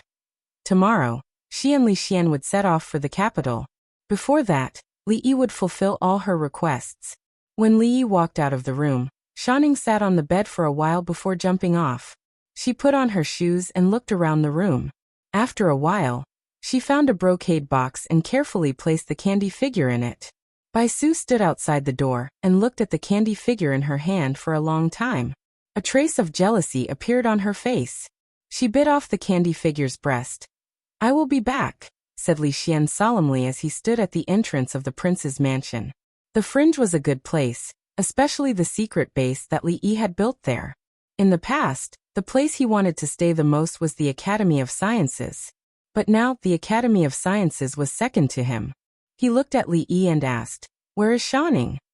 Baisu replied, "In the room." Li Xian sighed and said, "If only she could stay for a few more months." Li Yi looked at his legs, and Li Xian felt an inexplicable chill run down his spine, and he shivered. Li Yi looked at him and shook his head. "You guys go first. Wait at the city gate. I will bring her there in a while." In the room, Shanning's foot was still wrapped in white gauze. When she saw Li Yi, she said in a low voice, "Sir." Li Yi walked to the bed and squatted with his back to her. He said, "They have gone first. I will carry you to the city gate. Wait a minute, I still have something to bring.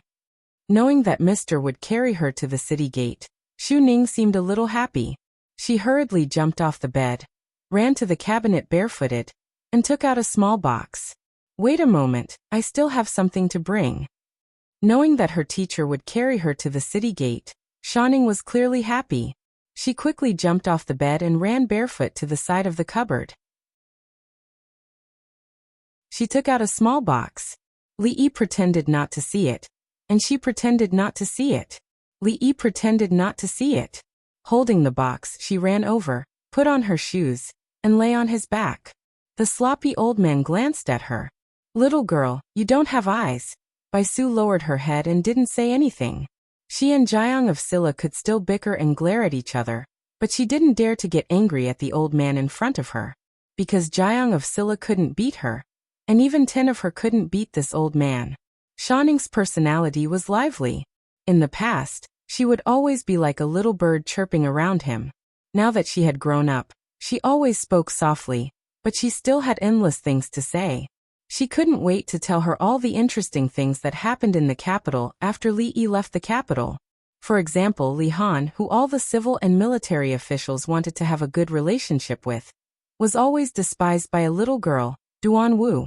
He even used his position as the dean and threatened not to graduate to force a student from the Mathematics Institute to pass on information for him. It was all because the student's sister was Duan Wu's good friend. There was also a certain important official in the court who couldn't stand his fierce wife at home.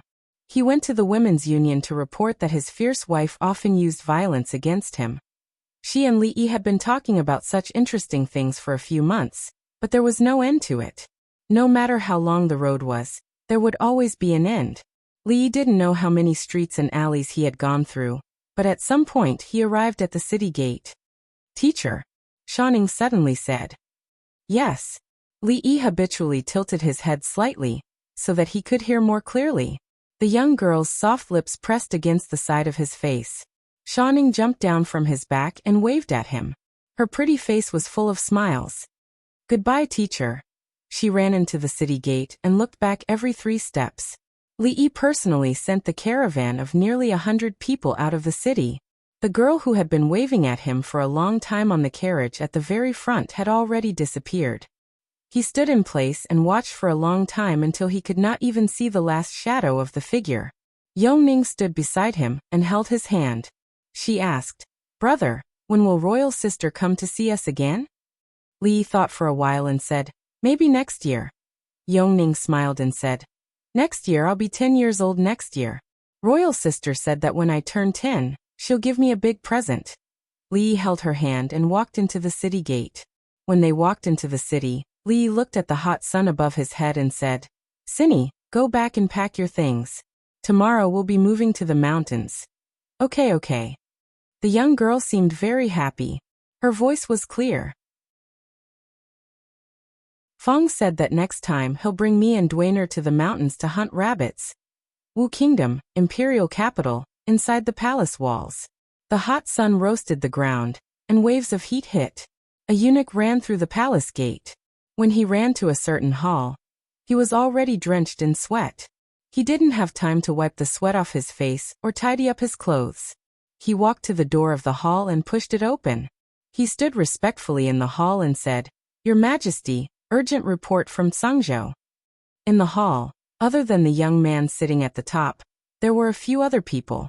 A man in green cupped his fists and said, Your Majesty, in the past 3 months, 3 more provinces in the northwest have rebelled.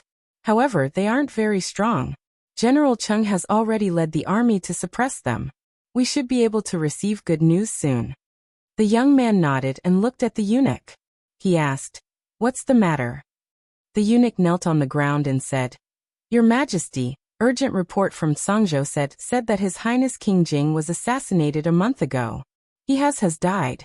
The young man clenched and relaxed his fists. He asked with a sullen face, What did you say? King Jing was assassinated? It's news from Sangzhou. Everyone in Sangzhou knows about King Jing's death. Investigate. The young man's face was as dark as water. He said coldly, Investigate this thoroughly. Arrest the villain who assassinated King Jing. I want to execute his 9 generations. 10 generations. Pungyong, I'll leave this matter to you. Don't come back to see me if you don't catch him. Yes. The general in green immediately cupped his fists and slowly retreated. When only the young man was left in the hall, he slowly sat down and a smile appeared on his face. He turned around, and a withered hand clutched his neck.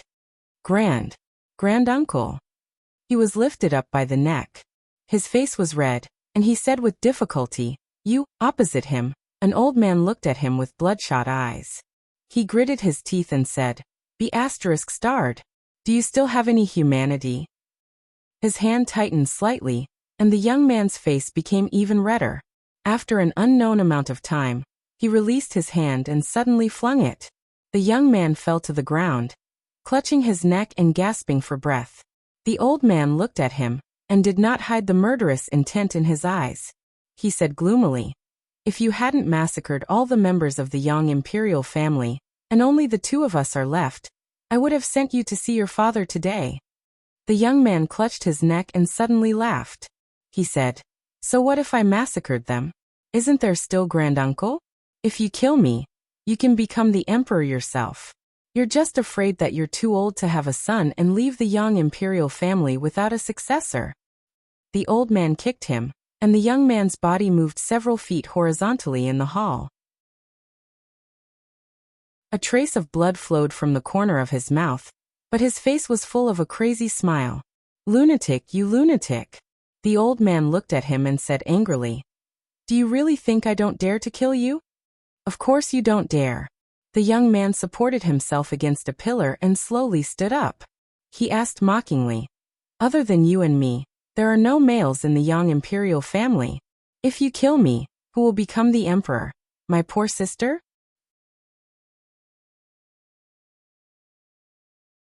Chapter 1075. Greetings, elder ancestor. 2 eunuchs stood at the entrance of the hall. When they saw a figure in gray walking out, they immediately knelt on the ground. The old man did not even look at the 2 eunuchs and quickly left. The 2 eunuchs looked at each other and saw fear in each other's eyes. How could they not have heard the commotion in the hall just now? However, among the 2 people in the hall, one was the current emperor, and the other was the most revered elder ancestor of the royal family. A battle of this level was far from what they could participate in. When the elder ancestor was young, he was the most famous prince in the Wu kingdom. He had once personally led an army and won a war that almost overturned the Wu kingdom. After that, he quickly quelled a few rebellions in the country and captured countless people's hearts. However, just when he had won the hearts of the people and the court officials, and was only 1 step away from ascending to the throne, he inexplicably went to pursue some illusory martial path and left the imperial capital. There was no news of him for 20 years. At that time, the emperor was already beyond cure. Before he passed away, he searched everywhere for the elder ancestor, but to no avail. In desperation, he could only pass the throne to his younger brother. More than 10 years later, a prince who held great power forced the emperor to abdicate and rebel. His army had already fought their way to the outskirts of the imperial capital. He was only 1 step away from making the emperor pass the throne. However, on the last day of the 3-day limit that the prince set for the court officials and the royal family, his own head was hung on the palace wall. In one night, more than 10 generals who had participated in the rebellion were all killed, and their heads were separated from their bodies. The elder ancestor had quelled the rebellion single-handedly. From then on, he had become a legend in the hearts of the people of the Wu kingdom and the court officials. He was also the greatest glory of the royal family. It was said that he had already climbed to the peak of martial path. His martial arts cultivation was superb, and it was difficult to find a match in the world. In the royal family, he had the highest seniority, the most respected position, and the greatest influence. Even the emperors of the past dynasties had to be respectful to him. It was a pity that there were not many people left in the royal family of the Wu kingdom now. After His Majesty ascended to the throne, blood flowed like a river in the capital. Those who were uprooted were not only the ministers who accused him of plotting to usurp the throne, but also all the men of the royal family. They were all killed by him for various reasons. Every time they thought of this matter, They would feel a chill down their spines. The door to the hall was slowly pushed open. The young man wiped the blood from the corner of his mouth and brushed off the footprints on his chest. He held his chest and walked out with great difficulty. The expressions of the two eunuchs changed, and they immediately went forward. Your Majesty, what's wrong? Imperial physician, quickly summon the imperial physician. The young man waved his hand and said, let the head of the internal guards come and see me. Yes. The eunuch responded and left quickly. The internal guards belonged to the emperor alone. Other than being responsible for the safety of the imperial city, they also controlled the matters of the imperial capital, and even the entire Wu kingdom. They wore a sharp sword hanging over the heads of all high officials and nobles. The young man walked back into the hall, and slowly walked to the top and sat down. He clenched his fists tightly, and his face was as gloomy as water. He wiped the blood from the corner of his mouth and muttered, Grandmaster, Imperial Uncle, I am the Emperor of the Wu Kingdom. You are old, very old, so old that you can die. Not long after, an old eunuch pushed open the door and walked to the young man's side. He bowed and said, Your Majesty, what are your orders? The young man looked at him, narrowed his eyes and asked, Is Yang Fu really dead? The eunuch said in a hoarse voice, Your Majesty, although no one has come to claim the reward, the news of King Jing's death has already spread to several prefectures, including Sangzhou. In a few days, the entire Wu kingdom will know about it. At that time, even if he is not dead, there is no difference from being dead. He cupped his hands respectfully. Congratulations, Your Majesty. With King Jing's death, no one will be able to pose any threat to Your Majesty.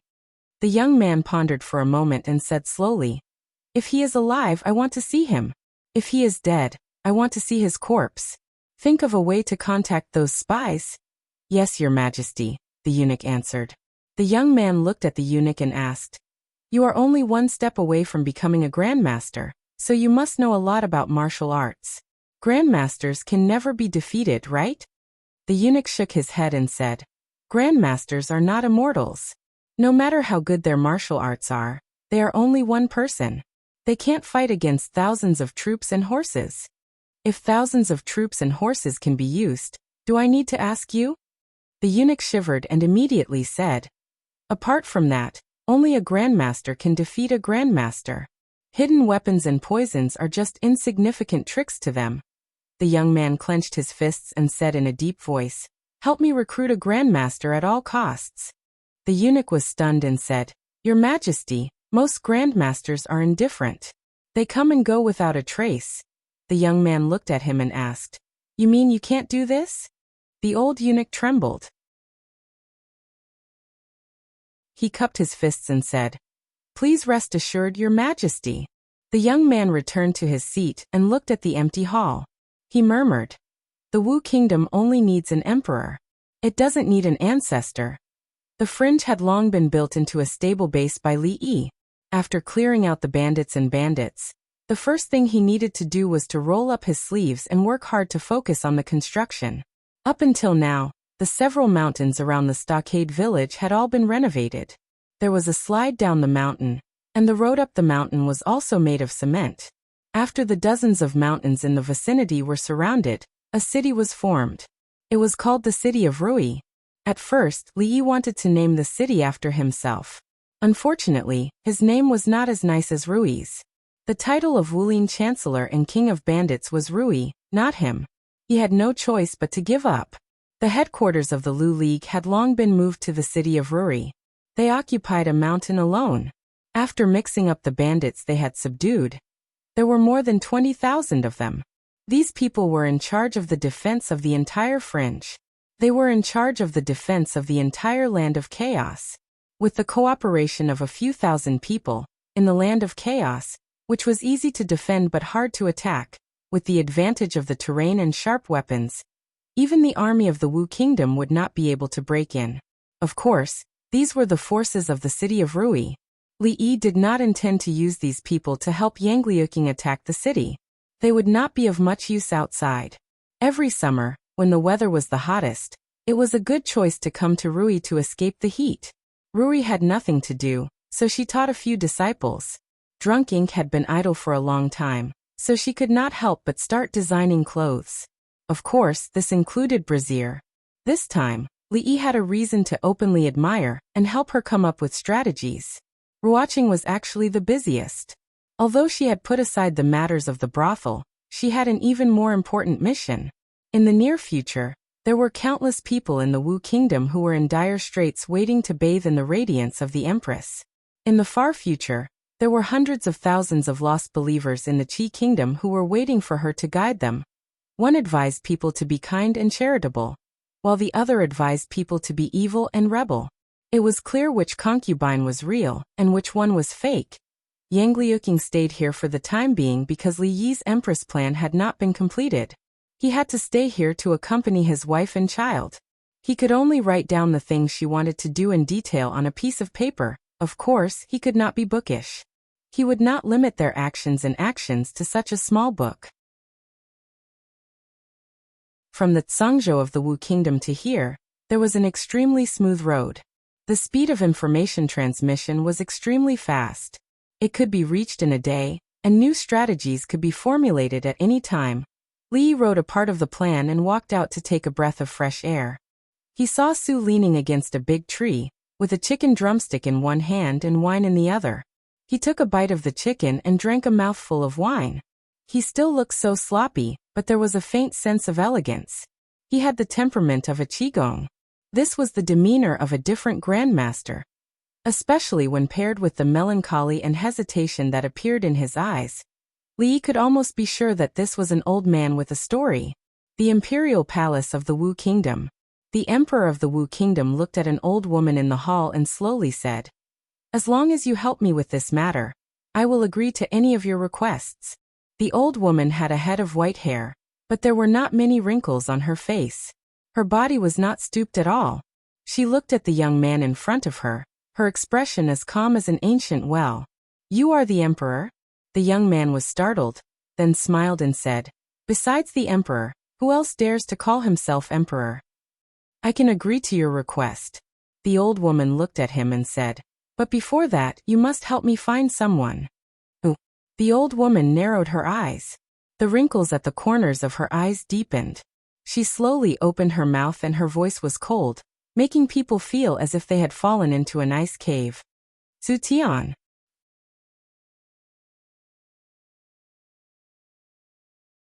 Chapter 1076. Cough cough. When Li Yi saw that Su picked up the wine pot and gulped it down, he knew that he might have choked because he had eaten too much chicken. The one who loved to eat chicken was second granduncle. In order to satisfy his craving for good food, there were 5 cooks in the family who specially made chicken for him. There were a variety of methods, including dozens of methods and over a dozen cuisines. Occasionally, they would even create new methods. Su didn't like to eat chicken in the past. He loved White Rabbit creamy candies. However, he couldn't stand eating too much sugar when he was old, so he started to imitate second great-uncle. Li knew that Su was actually from the Wu Kingdom. For most masters, those mundane things could no longer pique their interest. They pursued higher martial arts. Most of them would choose to travel around in search of opportunities to break through again. Of course, Su's opportunities were not outside but here. Li walked over and sat opposite him. He asked, "White Rabbit creamy candies have released a new type of milk candy with low sugar content. It won't spoil your teeth. Su, do you want to try it?" The sloppy old man didn't even raise his head. He said, "Tell me, what do you want me to do?" It was great to talk to such a straightforward person. He was straightforward and didn't beat around the bush. Li thought about it and said, "Su is also from the Wu Kingdom. I don't think you want to see the people of the Wu Kingdom suffer from war and live in misery." "I'm not going." The sloppy old man wiped his mouth and said even more straightforwardly. Li was stunned. "I haven't said what it is." "You want me to protect that little girl." The sloppy old man looked at him and said, "I'm not going to the Wu Kingdom." It wasn't good to talk to such a straightforward person at all. The sloppy old man stood up and said, "With your second young mistress and the experts on the heaven list, even a master won't be able to do anything. Moreover, the only master left in the Wu Kingdom is Yang Wanli. He's also a member of the Yang royal family. He won't do anything to that little girl. Li originally thought that there was nothing to worry about in the fringe with Rui and second great-uncle by his side. There were also many guards outside. Yang Liuking's trip back to the Wu Kingdom was fraught with danger. With a master by his side, he didn't have to worry too much about his safety. However, since Elder Su said so, he did not insist. After all, Elder Su was a guest, not a servant of the Li family. He thought for a while and asked curiously, could it be that the Wu Kingdom only has 2 grandmasters, Elder Su and Yang Wanli? 2. The sloppy old man waved his hand and said, 3. Isn't there another one here? That's even more impossible. Anyway, don't worry, there aren't that many idle grandmasters in the Wu nation. The sloppy old man seemed to be very unwilling to talk about this topic. After saying that, his figure quickly disappeared. Li looked at the old man's back and shook his head. Perhaps he was really thinking too much. At first glance, Rui, second great-uncle, Su Chong, the Taoist priest with the surname Yuan, and the Taoist nun in the Qi kingdom were all masters. It seemed like masters were everywhere. But when he thought about it carefully, he didn't seem to have heard of any other masters besides them. He stretched his body and walked back to his room to finish writing the unfinished plan. Yang Liuking knocked on the door and walked in. Uncle, you were looking for me? Li nodded and took out a book from the drawer. He handed it to her and said, keep this. It will be of great use in the future. Yang Liuking took it and looked at it. She was stunned and looked at him.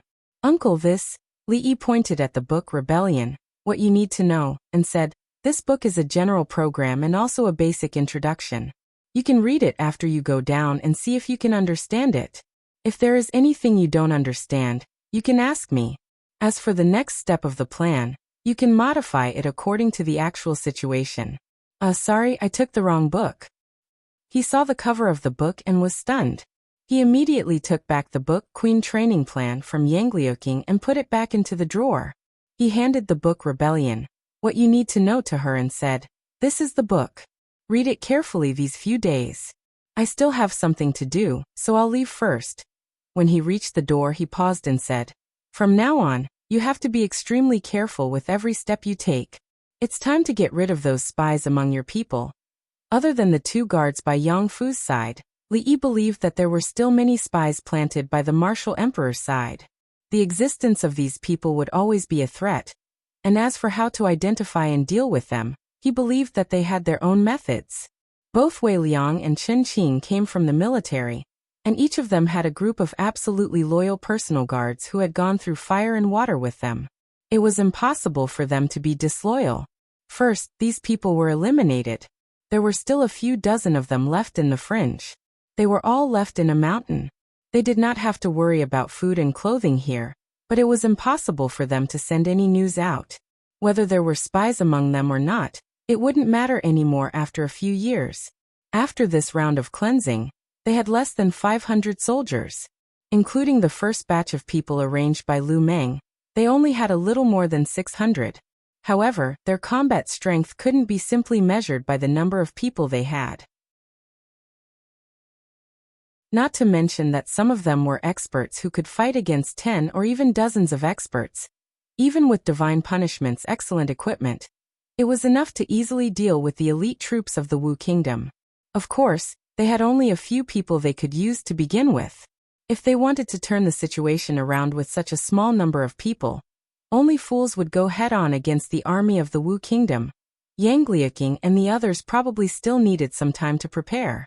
When the first step of the plan was formulated, they would walk out of the fringe and take the first step of the revolution. Originally, he wanted to discuss with drunken Mo about a few trendy underwear styles, but Old Man Wang came looking for him. They could only slowly talk about the underwear at night. Li admired Old Man Wang very much. He was avant-garde and bold. Although he was old, he wasn't pedantic at all. This was very rare in the current era. Moreover, in the future revolution, as the former prime minister and the role model of the literati of the Wu Kingdom, Old Man Wang would play a very big role. Rui and Yang Liuking were both martial artists. It was very easy for them to carry a knife and kill people. However, if they were to talk about unifying their thinking, the united front, how to fight the land war well, how to establish and govern a base after a great victory. Not only would they have a headache, but Li Yi himself would also have a headache. Professional things should be done by professionals. These days, after Jiang of Sila's explanation, I'm suddenly enlightened. After Old Man Wang walked in, he first bowed to Li Yi. In fact, it was more than a sudden enlightenment.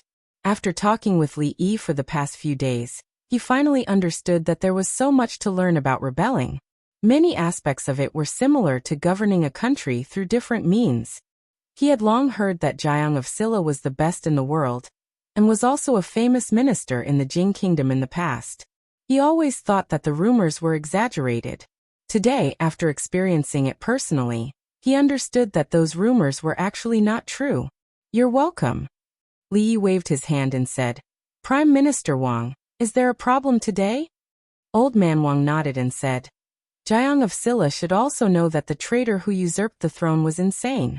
After killing his brother and father, he was still worried that there would be others who would threaten his throne. So he slaughtered the Yang clan with groundless charges. Li Yi nodded. He had also heard of what Emperor Wu had done.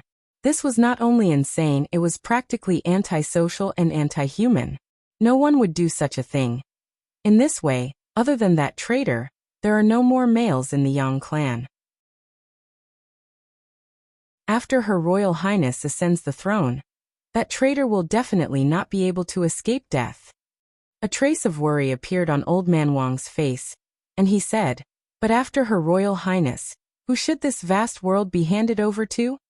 Li Yi understood Old Man Wang's worry very well. For example, the Jing kingdom belonged to the Li family. It was fine for Li Xian or Li Han to sit, but Li Yi himself could not sit. Emperor Wu had killed all the males in the Yang clan. In the future, Empress Yang Liuqing would be bored, so she could not casually choose someone with the surname Yang to pass the throne to. Actually, what Old Man Wang said was wrong.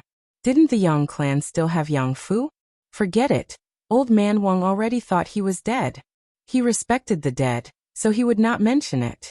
However, on this matter, the Empress in the other world had already given an answer. Li Yi looked at Old Man Wang and said, What's so difficult about this?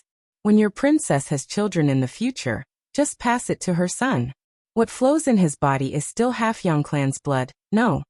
This was a very easy problem to solve. Let Yang Liuqing's son have the surname Yang, and then inherit the throne. Old Man Wang's thoughts were still limited, but it was already not easy for him to think of the Empress. This couldn't be circumvented, and Li Yi could understand. Although Yang Liuqing's child, in terms of bloodline, could not be compared to the orthodox Yang clan's royal family, if she became the Empress, this wouldn't be a problem. In the other world, there was still someone who wanted to pass the throne to his nephew. Old Man Wang came to a sudden realization and clasped his hands, saying, Thank you, Jiang of Silla, for dispelling my doubts. I thank you on behalf of the people of the Wu kingdom. You're welcome. Li Yi waved his hands again. The child born by Yang Liuqing would inherit the Wu kingdom, so what was there to thank him for? He couldn't help her give birth to a son.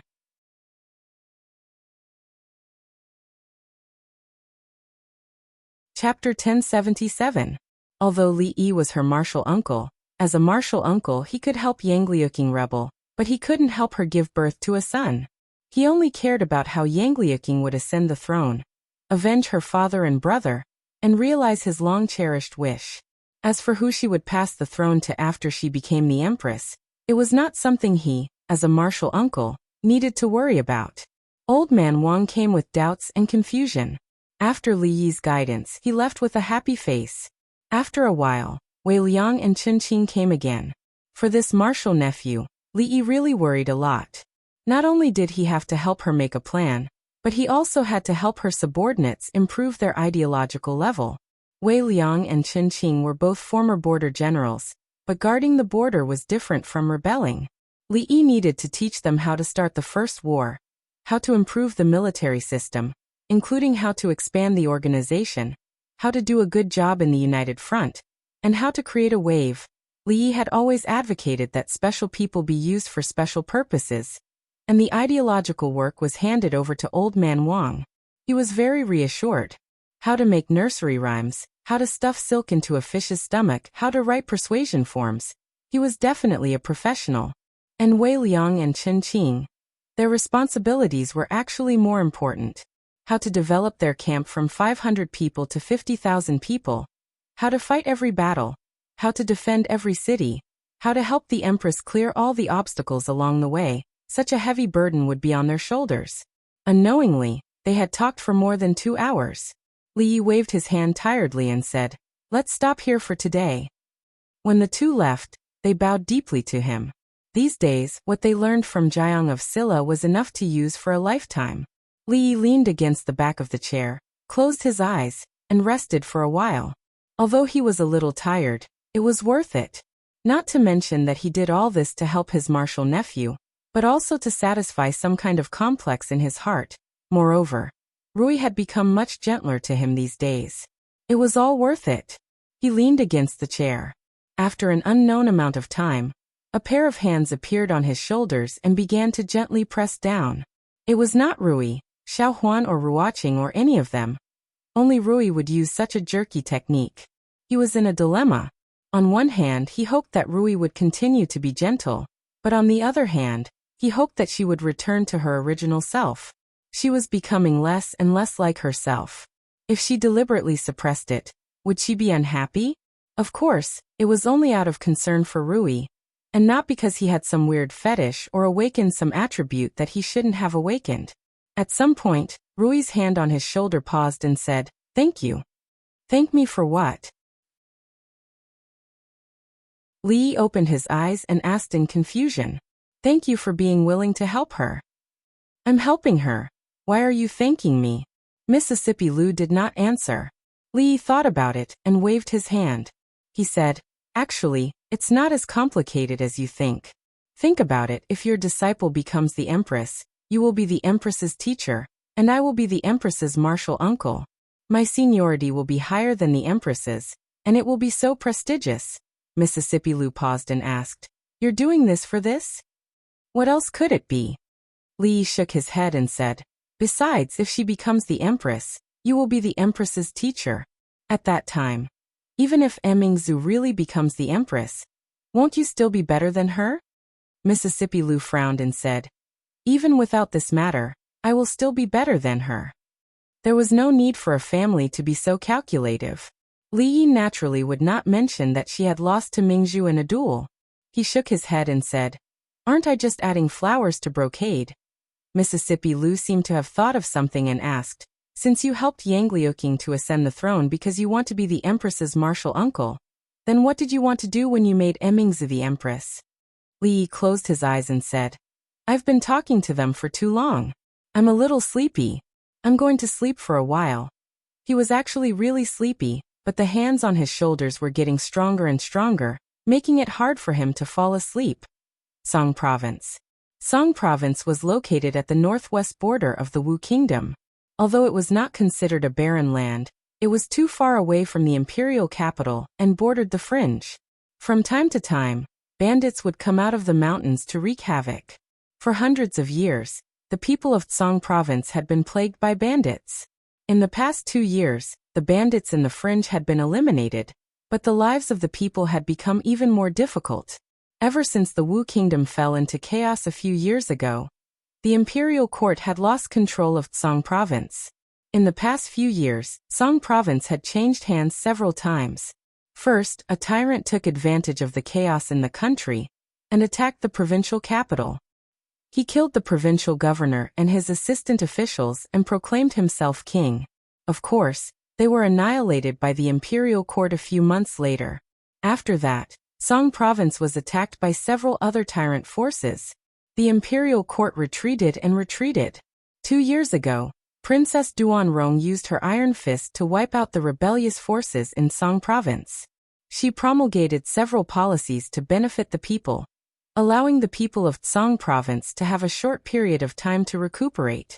Unfortunately, good times did not last long. Just a year ago, Princess Duanrong was besieged by the imperial court and several enlistment forces. After the defeat, there was no news of her. On the surface, Song Province had been reclaimed by the imperial court. However, with the imperial court's military strength, They were unable to suppress the rebellious forces that took advantage of the situation in the past year. The people suffered from the rebellious forces, and their lives were extremely difficult. In a village several dozen miles away from Tsang province's capital, a white-haired village chief was kneeling on the ground, tears streaming down his aged face. He pleaded, "Lord Steward, please give us a little more time. Please give us a few more days. 2 days ago, the village was robbed and we only have this little bit of food left. If you take this food away, we won't be able to survive." A middle-aged man dressed in a satin robe glanced at him and said coldly, "It's only right and proper to pay a debt. What does it have to do with me that you were robbed? I only know that if you can't pay the rent that you are supposed to pay, the master will punish me when I return. If I give you a little more time, who will give me a little more time?" He looked at the people behind him and said, "What are you waiting for? Take all the food away." The servants carried the sacks on their backs. Among the crowd below, more than 10 men dressed in coarse clothes had grief and indignation on their faces. However, they could only stand where they were, not daring to make any sudden movements. If they made a move on these people, the ones who would come knocking on their door tomorrow would be the constables of the government. Watching as the people carried the food onto the horse carriage, the middle-aged man looked down and frowned. "You've only paid less than 30% of the rent. I'll give you half a month's time. If you still can't pay after half a month, don't blame me for being impolite." Half a month. The village chief watched as the people carried the last of the village's food away. He collapsed on the ground with lifeless eyes and muttered, "Half a month, half a month, half a month, everyone will starve to death." He sat on the ground and pointed at the sky as he cursed, damned heaven, you're not giving us a way out. You're sending us to our deaths." None of the villagers spoke. Their eyes were empty as they stared blankly in front of them. The autumn harvest had just ended, and all the food had been robbed by the bandits. Unable to pay the rent, the master had plundered all their food. There were nearly 100 mouths in this village, and they were about to run out of food. How could they survive until the next year? This King world doesn't give us a way out at all. How good would it be if Her Royal Highness was still here? Xiaoyan, Xiaoyan. The woman's panicked voice woke everyone up, and they all looked in the direction of the voice. A 7 or 8-year-old girl with messy hair and ragged clothes was lying on the ground. The woman crouched on the ground and picked up the girl, shaking her in panic. "Xiaoyan, what's wrong with you?" The village chief crawled up from the ground and quickly walked over. He touched the girl's forehead and shook his head. "This child has been sick for a few days. Hurry up and find a doctor. If we delay any longer, she'll die." The woman's face was filled with despair. They couldn't even eat, so where would they find the money to find a doctor? She hugged the girl and cried, "Xiaoyun, Xiaoyun, I'm so sorry. Sister-in-law, what happened?" The woman raised her head when she heard the voice beside her. She saw a young man walking over from the side of the road. The young man walked to the woman's side and crouched down. He pinched the little girl's philtrum and she slowly regained consciousness. She looked at the woman and weakly said, "Mother, I'm hungry." The woman hurriedly wiped her tears and said, "Mother will go find something for you to eat." The young man took out a package from his bosom. After opening it, he took out a steamed bun and handed it to the little girl. "Eat something first." The little girl was startled. The next moment, she took the steamed bun and wolfed it down. The young man turned back and said to the man with a Red Cross armband standing on the side of the road, "This little girl is sick. Come and take a look at her." He looked at the woman and smiled. "Don't worry, he's a doctor." All of this happened very quickly. The woman was stunned for a moment before she immediately knelt on the ground and kowtowed to the young man a few times.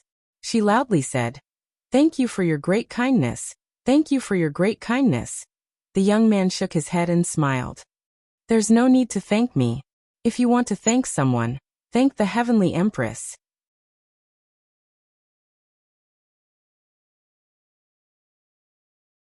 Chapter 1078. The situation in Songzhou had always been tense. Normally, when strangers passed by the village, if they stayed in the village for too long, they would be questioned. They had to be careful because there were too many precedents. If they were careless, It could lead to the destruction of the entire village. However, the people that appeared in the Dong family village today were not on guard. They were not people from the government, nor were they bandits that went down the mountain. Whether it was the government or bandits, they would not give the villagers free medical treatment, free medicine, or give their food to the villagers to eat. If these people were bad people, then they would want to meet bad people like them every day. The young man handed a few doses of medicine to the woman and said, "Sister-in-law, this child only has a slight cold. Remember to boil 3 bowls of water into 1 bowl when you boil the medicine. He will be fine after drinking these medicines. We'll come back in 2 days." "Thank you, benefactor. Thank you, benefactor, for saving our child." When the woman reached out to take the medicine, her eyes were filled with tears. She wanted to kneel down again, but the young man quickly helped her up. A man held his hand and firmly said, "Benefactor's great kindness is something we cannot repay. As long as there is anything we can do, just say the word. I, Dong Dahai, will climb a mountain of swords or descend into a sea of flames without a frown." The young man smiled and shook his head. "We are under the orders of the Empress of Heaven to relieve the suffering of the common people. This is a good deed. If we ask for something in return, wouldn't it damage the Empress of Heaven's merit?" The man was stunned and asked, "May I ask, benefactor, the Empress of Heaven that benefactor spoke of?" A trace of respect appeared on the young man's face. He said, "The Empress of Heaven is the embodiment of kindness and benevolence. We have received the teachings of the Empress of Heaven to punish the strong and eliminate evil, to help the people of the world, to eliminate injustice, and to accumulate good fortune for the Empress of Heaven. Many thanks to the Empress of Heaven. Many thanks to the Empress of Heaven." After the man heard this, he pulled the woman beside him to kneel down and respectfully kowtowed several times in a certain direction. After they stood up, the young man looked at him and asked, "I heard that there is a group of fierce bandits nearby. They rape and pillage and do all kinds of evil. We are under the orders of the Empress of Heaven to eliminate them. I wonder if you know where this one-eyed tiger bandit is now?" One-eyed tiger. When the man named Dong Dahai heard this name, he clenched his teeth and a look of hatred appeared on his face. He gritted his teeth and said, "A few days ago it was them who rushed into the village and stole our food." The young man looked at him and asked, "So you know where those people are?" "I know, of course I know." The man nodded, then shook his head. He looked at him and said anxiously, "Benefactor, you can't do this. One-eyed tiger has dozens of brothers under him, and each of them has extraordinary skills. Even the government can't do anything to them. If you go, you'll just be throwing your lives away." The young man didn't mind at all and said, "It's fine. You just need to tell me where the one-eyed tiger is." The man's expression changed for a while. A moment later, a trace of viciousness appeared in his eyes as he said, "Benefactor, you saved my family Xiao Yun's life. If we don't have food, our family will starve to death." His gaze gradually became resolute as he said, "If you're going to find the one-eyed tiger, please bring me along." "Me too. Count me in. I'm going to die either way. Even if I die to the mountain patrol tiger, it's better than starving to death. At least, I can drag someone down with me before I die." More than 10 men rushed in from outside. They were all excited and stood behind Dong Dahai. There was not a single bit of food left in the village. After today, even if they were not killed by the bandits, they would slowly starve to death. Therefore, it was better to follow these people and fight for a chance of survival. In this world, one's life was determined by one's own effort. The young man looked at them and said, "Think about it carefully. If you go, there's a chance that you won't be able to return." The man standing in front of the group shook his head and said with a pitiful smile, "It's still better than starving to death." The village chief of the Dong family walked up to them unsteadily and said, "Even if benefactor doesn't come, we'll still fight it out with them. Only by doing so will we have a chance of survival. If we don't, the whole village will die together."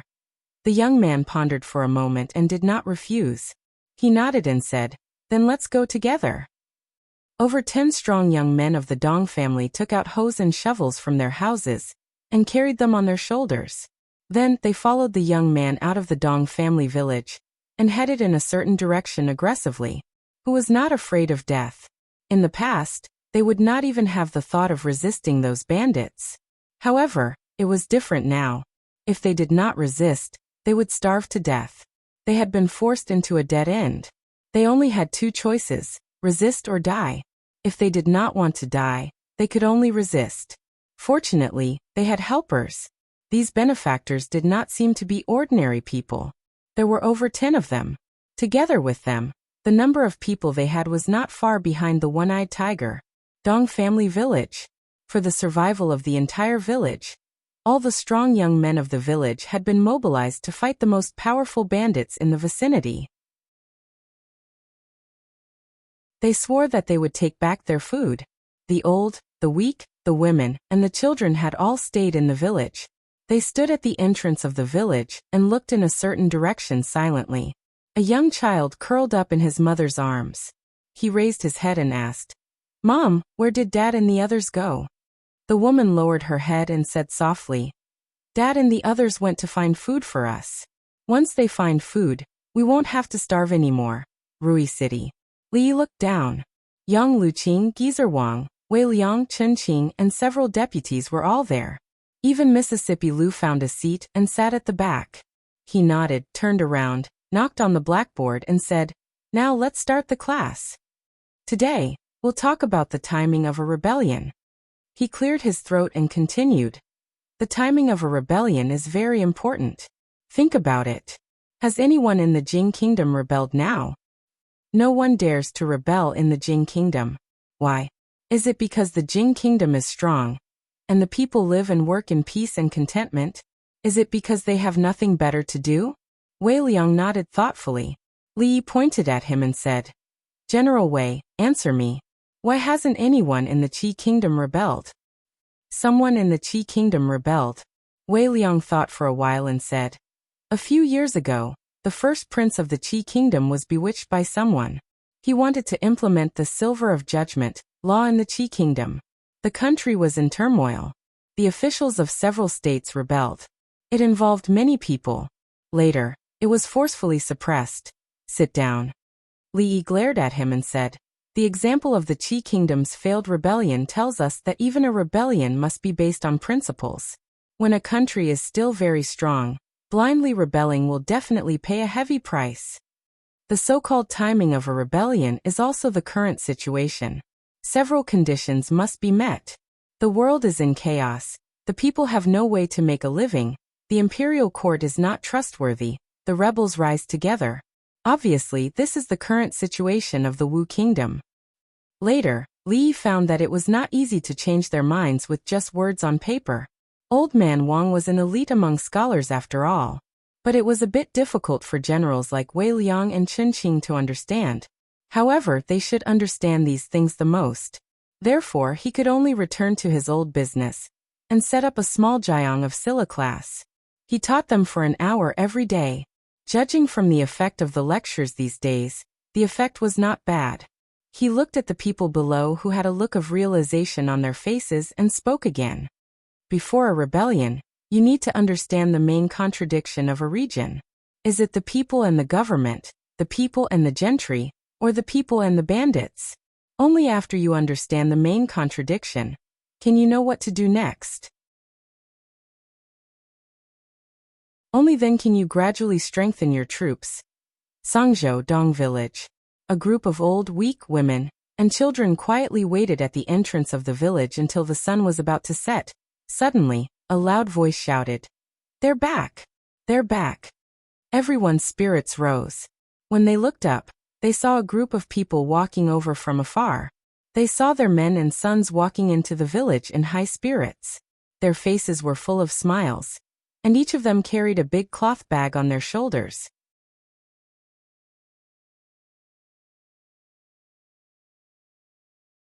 Chapter 1079. The villagers of the Dong family village entered the village and placed the food on their backs in an orderly manner at the village entrance. The young man walked out from the crowd and said, "This food was brought back by everyone risking their lives. Everyone can take it and divide it among yourselves." The dozens of men standing behind him revealed looks of shame as they heard this. These food were taken from the hands of bandits, but they weren't the ones who took it. They were just standing on the sidelines watching the fun, cheering and cheering. When they arrived, they were already prepared to perish together with the bandits. But after arriving, they discovered that One-Eyed Tiger's group of several dozen people wasn't even enough to fight against their benefactor. They couldn't even help. In the end, they could only help their benefactor tie up those bandits. It was unknown where those bandits were taken. The man named Dong Dahai carried several bags of food and placed them to the side. He said, "Benefactor, this is enough for us. If we take more, it will still be taken by others. You can take the rest of the food away." The young man waved his hand and said, "This is your food to begin with. We can't take it. After you take it back, hide it well and don't let others steal it." The Dong family village people lowered their heads in silence. In times of chaos and natural disasters, food was their life. The government wanted food, their families wanted food, and the bandits on the mountain also wanted food. These people wanted their lives. But today, these strangers that they didn't know treated their illness and helped them steal food from the hands of bandits without asking for anything in return. Dong Dahai was the first to kneel on the ground, knocking his head on the ground. The two men beside him looked at each other and knelt down as well. The villagers of the Dong family village knelt down one by one.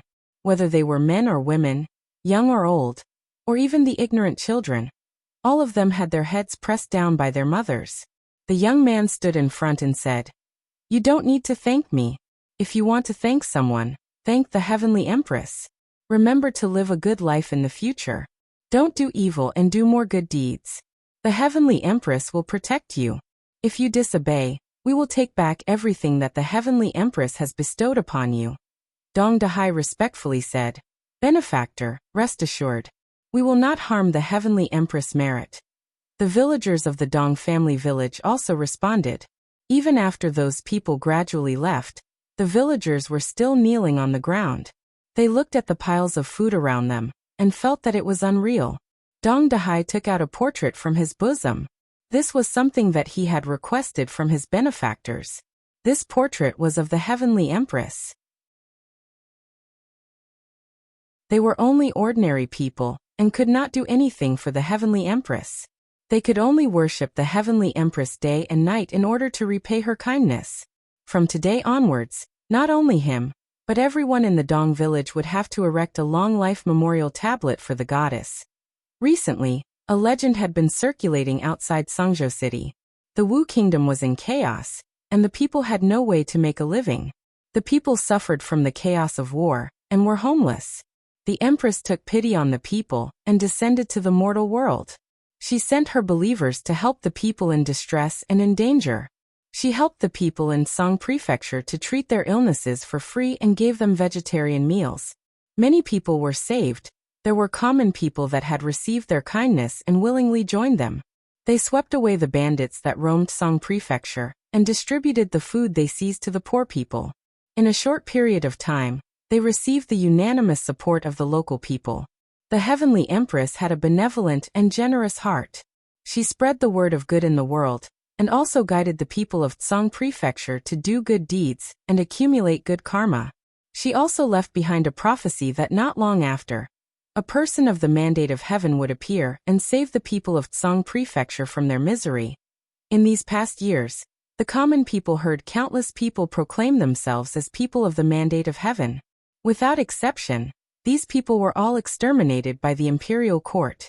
These people said that they would help the common people, but they actually stole food from the common people and went around capturing people. A long time ago, the people of Tsong Prefecture no longer had any expectations for this so-called person of the mandate of heaven. However, the Heavenly Empress was different. She never desired anything from the common people. She filled the stomachs of the common people and cured their illnesses. The common people believed in her and supported her. When she said that a person of the mandate of heaven would come and save them from their misery, many common people longed for the arrival of this person. Song Prefecture City, Provincial Governor's Mansion. A person of the mandate of heaven? The Tsong Prefecture's provincial governor slammed the table and said with dissatisfaction, investigate thoroughly for this official, find out who this group of people is." With such a force appearing outside of Tsong Prefecture City, as the provincial governor, He naturally could not let his guard down. The situation in Song Prefecture was chaotic enough. He was the provincial governor in name, but he could only do as he pleased in the prefecture city. Once he left the prefecture city, he would be restricted by those powerful people. It wasn't easy for the imperial court to take down Song Prefecture. If there were any unforeseen events here, and a few more rebels were born, this provincial governor who hadn't been a provincial governor for long would most likely meet his end. This so-called holy religion that led people to do good must be nipped in the bud. After finishing this matter, he still had to think of a way to find Princess Duanrong's whereabouts. His Majesty had sent him several secret letters, ordering him to find Princess Duanrong at all costs. Unfortunately, the fringe was easy to enter but hard to leave. If he couldn't send troops in, where would he find her? Unless Princess Duanrong could walk out of the fringe on her own and stand before him. He didn't think such a pie falling from the sky would happen to him. In the fringe, Li Yi had just sent off Yang Liuqing and his entourage. In the end, what was learned on paper was still shallow. Rebellion was not something that could be accomplished with words alone. He had already taught them everything that needed to be taught. It was time for them to put it into practice. Song Prefecture was the closest to the fringe. It was a place that they had to fight for. Once they conquered and stabilized Song Prefecture, the fringe would become their stable support. As long as the imperial court of the Wu Kingdom hadn't swept away all the obstacles in the Wu Kingdom, they would be invincible. They had just set off today, but the arrangements in Song Prefecture had already begun several months ago. The holy religion wanted to establish a branch in the Wu Kingdom. Su Jing couldn't wait to personally lead his men there. The philosophy of the holy religion had long changed to that of helping the needy. They recruited a portion of the people, wiped out the small gangs of bandits in Song Prefecture, and distributed all the food and belongings they obtained. Of course, they weren't doing this out of selfishness. There was a difference in the treatment between the followers of the holy religion and the common people. In just a few short months, their troops grew from less than 100 people to a terrifying number. And those bandits and tyrants were all brought into the fringe and turned into productive forces.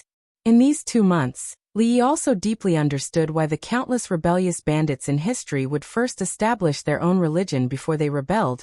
A rebellious disciple, a protective master, a lunatic who only wanted to strengthen the holy religion and spread its teachings, and a group of martial arts experts who had long been trained to the point of wanting to see the world plunged into chaos.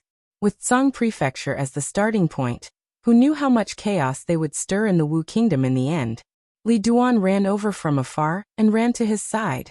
He asked, Daddy, have auntie and senior sister left? Li nodded and said, let's go. Li Duan heaved a sigh of relief and murmured, they're finally gone. Li patted his head and asked, are you happy that auntie and senior sister left? If I don't train properly, auntie will spank Dwayner's butt. Li Duan rubbed his butt and said excitedly, I'm going to play with little sister and auntie. Li Duan's fear of Rui was innate. Now that Rui had left with them, he could completely let go of himself. Li looked down the mountain. The path down the mountain twisted and turned until it disappeared into the shade of a forest. Somewhere in the mountains ahead, a troop of nearly 1,000 people was moving slowly. Wei Liang gripped the saber in his hand tightly. The saber was so sharp that it could cut through iron like mud. It was the first time in his life that a troop of 500 soldiers was equipped with such a divine weapon. Apart from that, they were also equipped with the heavenly punishment that struck terror in the hearts of countless people on the battlefield. It was an invincible weapon for sieging cities and killing enemies. However, this was just a precaution. The mission given to them by Prince Jiang of Silla was to take down Song Prefecture within a month without shedding a drop of blood. He looked up in a certain direction and clenched his fists. Song Prefecture. We're back.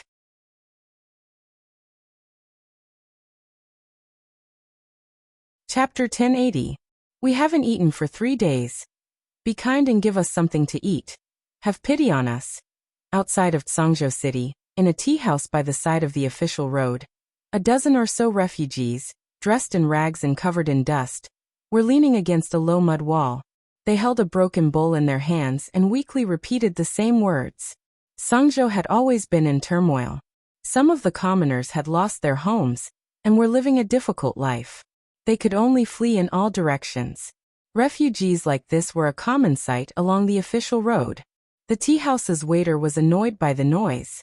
He walked over with large strides and kicked one of the people by the wall. He said angrily, "Go away, go away. Don't disturb our business." This tea-house was opened by the side of the official road. Because of the bandits nearby, they hadn't opened for business for half a year. A few days ago, those bandits were taken care of by someone. They only dared to open the tea-house again after observing for a long time. However, these refugees, who couldn't be chased away, were lying there like mud, affecting their business. They are all pitiful people. Why make things difficult for them? In the tea-house, a man couldn't stand it anymore. He took out a few pieces of dry rations from his bag and distributed them to the refugees. He pointed in a certain direction and said, "Follow this official road and walk another 30 li forward. There is a village called Dong Village. Go there and do some work. At the very least, you will be able to make a living. It is still early, so don't delay on the road. You should arrive before the sky turns dark." "Thank you, thank you." The group of refugees immediately knelt down and kowtowed to express their gratitude. After a few kowtows, they got up and walked in the direction that the man had pointed. The waiter was happy to see this. He shook his head and went back to his work. The man also sat back down. A person sitting beside him suddenly asked in a low voice, "General Wei, it's already so late. Why isn't General Fan here yet? Did something go wrong?" Wei Liang drank a cup of tea and said, "What's the hurry? There are still 15 minutes. Blind Fan always delays things to the last moment." "Wei, I heard you bad-mouthing me from afar. I haven't seen you for more than a year, and you've only gained this bit of skill." A loud voice came from outside the door. A man walked in and sat across from Wei Liang. This man was tall and mighty. One of his eyes was blind, and a knife scar ran diagonally through his eye, making him look somewhat terrifying. Behind him, there were more than 10 people on horseback. A murderous aura spread out, causing the few people in the shop to feel nervous. Wei Liang glanced at him and said lightly, "I haven't seen you for more than a year. Blind Fan, you've become more capable." "If I didn't know better, I would have thought that you're a bandit from somewhere." The waiter of the tea-house walked over nervously and asked in a trembling voice, "Sir, what would you like to order?" Wei Liang placed a few coins on the table and said to the one-eyed man, "Let's talk outside." The group walked out of the tea-house and went down the official road. They walked straight into a forest not far away. Wei Liang stopped in his tracks. The people behind him dismounted their horses and knelt on one knee. They said loudly, "Greetings, General Wei." Wei Liang waved his hand, and they immediately stood up. The one-eyed man took a step forward and asked in a deep voice, "Where's the princess?" "Her Highness has arrived at Song Prefecture." Wei Liang looked at him and said, "When we were suppressing the bandits, we heard that there was a powerful blind guy who occupied a mountain a year ago and subdued all the forces within a 30-mile radius. We guessed that it was you." The one-eyed man nodded and asked again, "The people of Song Prefecture are saying that His Highness King Jing was assassinated. Is this true?" Wei Liang nodded and did not deny it. The one-eyed man's expression changed. "Then His Highness," Wei Liang waved his hand, "just treat it as if His Highness King Jing is already dead." The one-eyed man took a few steps back and said in shock, "Then even if King Jing is dead, we still have the princess." Wei Liang looked at him and said, "Do you think that Her Highness is not as good as King Jing?" The one-eyed man wanted to say something, but Wei Liang waved his hand and said, "If there's anything, we'll talk when we see the princess." Some people let go of their horses and rode with the people beside them. Wei Liang and a few of his subordinates got on their horses and rode on the official road. The group of people galloped away, kicking up a cloud of dust. In a remote village in a county in Song Prefecture, the horses stopped in front of the village entrance. The one-eyed man dismounted and looked into the village with an excited expression. Wei Liang looked at him and said, "Let's go." "Greetings, Her Highness." A moment later, in the courtyard of a house in the village, the one-eyed man knelt on one knee. The muscles on his face trembled, and he could not control his excitement. Get up. Yang Liuqing smiled and said, General Fan has worked hard for the past year. After the one-eyed man stood up, he shook his head and said, As long as Her Highness is fine, it's not hard for me. He also met a few deputy generals that he was familiar with and Prime Minister Wang. Before he had time to rest, he was pulled aside by Wei Liang. Didn't you want to ask about His Highness King Jing? Wei Liang looked at him and said, Indeed, King Jing is not dead, but he can no longer support our great cause. After a moment, the one-eyed man came back to his senses. He sighed and said, I've been worried about this for a long time, but I didn't expect that even Prime Minister Wang wouldn't be able to let King Jing walk the right path. After saying that, he looked at Wei Liang with bright eyes and asked, What you said just now, is it true? Her Highness really plans to rise up? Wei Liang looked at him and asked, What do you think? A sneer appeared on the one-eyed man's face and he said, Except for Her Highness, I won't listen to anyone. Wei Liang nodded, but the one-eyed man looked at the thing hanging in front of his chest and asked, What is this? Wei Liang took the third eye given to him by Jiang of Silla and handed it to the one-eyed man. The one-eyed man held it in his hand and looked at it for a long time until Wei Liang taught him how to use it. He opened a small lid and brought it close to his eyes. He could even see the expressions of people a few hundred steps away. This is the monocular of the Jing Kingdom. He looked at Wei Liang and said in shock, This thing is hard to buy. Where did you get it? What is this? Wei Liang looked at him with some disdain and said, Lend me your saber. A vigilant expression appeared on the one-eyed man's face and he asked, What do you want my saber for? We are friends, but I won't give it to you. We haven't seen each other for a long time. Let me broaden my horizons. Wei Liang shook his head and said, Don't worry, I don't want your things. Since Wei Liang said so, the one-eyed man had no choice but to untie the long saber at his waist. Wei Liang held it with one hand and pulled out the saber at his waist with the other. After a few sounds of metal clashing, a few cracks appeared on the one-eyed man's saber. Under the one-eyed man's incredulous gaze, he handed his saber to him and said, It's just a pile of scrap metal. Don't say it's a saber. This saber is for you. Don't embarrass Her Highness when you go out. The one-eyed man held the saber in his hand tightly and looked at it carefully. He raised his head to look at Wei Liang and asked seriously, Tell me honestly, what happened in the past year? Wei Liang smiled and said, Come here, I'll show you something good. The two of them walked into a house. When they came out again, the expression on the one-eyed man's face could no longer be described as just shock. Tianfei. He looked at Wei Liang and took a deep breath. After a long time he asked, Damn it, tell me honestly, did you guys steal these things from the Jing Kingdom? Without waiting for Wei Liang to answer, he revealed an excited expression and said, With these things, what do we have to be afraid of? There are less than 2,000 soldiers guarding Tsangzhou. With your people, my people, and these Tianfei, we can take Tsangzhou by tomorrow night. Take Tsangzhou? Wei Liang looked at him and asked, What happens after we take Tsangzhou? Of course we keep fighting forward. The one-eyed man looked at him and said, With Tianfei, what do we have to be afraid of? Wei Liang looked at him and suddenly asked, Do you know what the main contradiction is and what the secondary contradiction is? The one-eyed man was startled. He picked his ear and asked doubtfully, What? Do you know what a unified mind is and what a united front is? Do you know how to establish a revolutionary base, how to fight the agrarian revolutionary war, how to mobilize the strength of the people, how to do diplomatic work and united front work? The one-eyed man was startled and asked, What are these? You don't know anything. You only know how to fight and kill. Wei Liang looked at him in disdain. He vented the anger that had been in his chest for a long time and asked, Are you a pig? You're tuning in to the Li Mei's Sword of Destiny YouTube channel. We're so grateful for your support and don't forget to subscribe to join us on this incredible journey through captivating stories. Your generosity through donations truly makes a world of difference, as it's the primary source of revenue that allows me to expand and enhance this channel for you.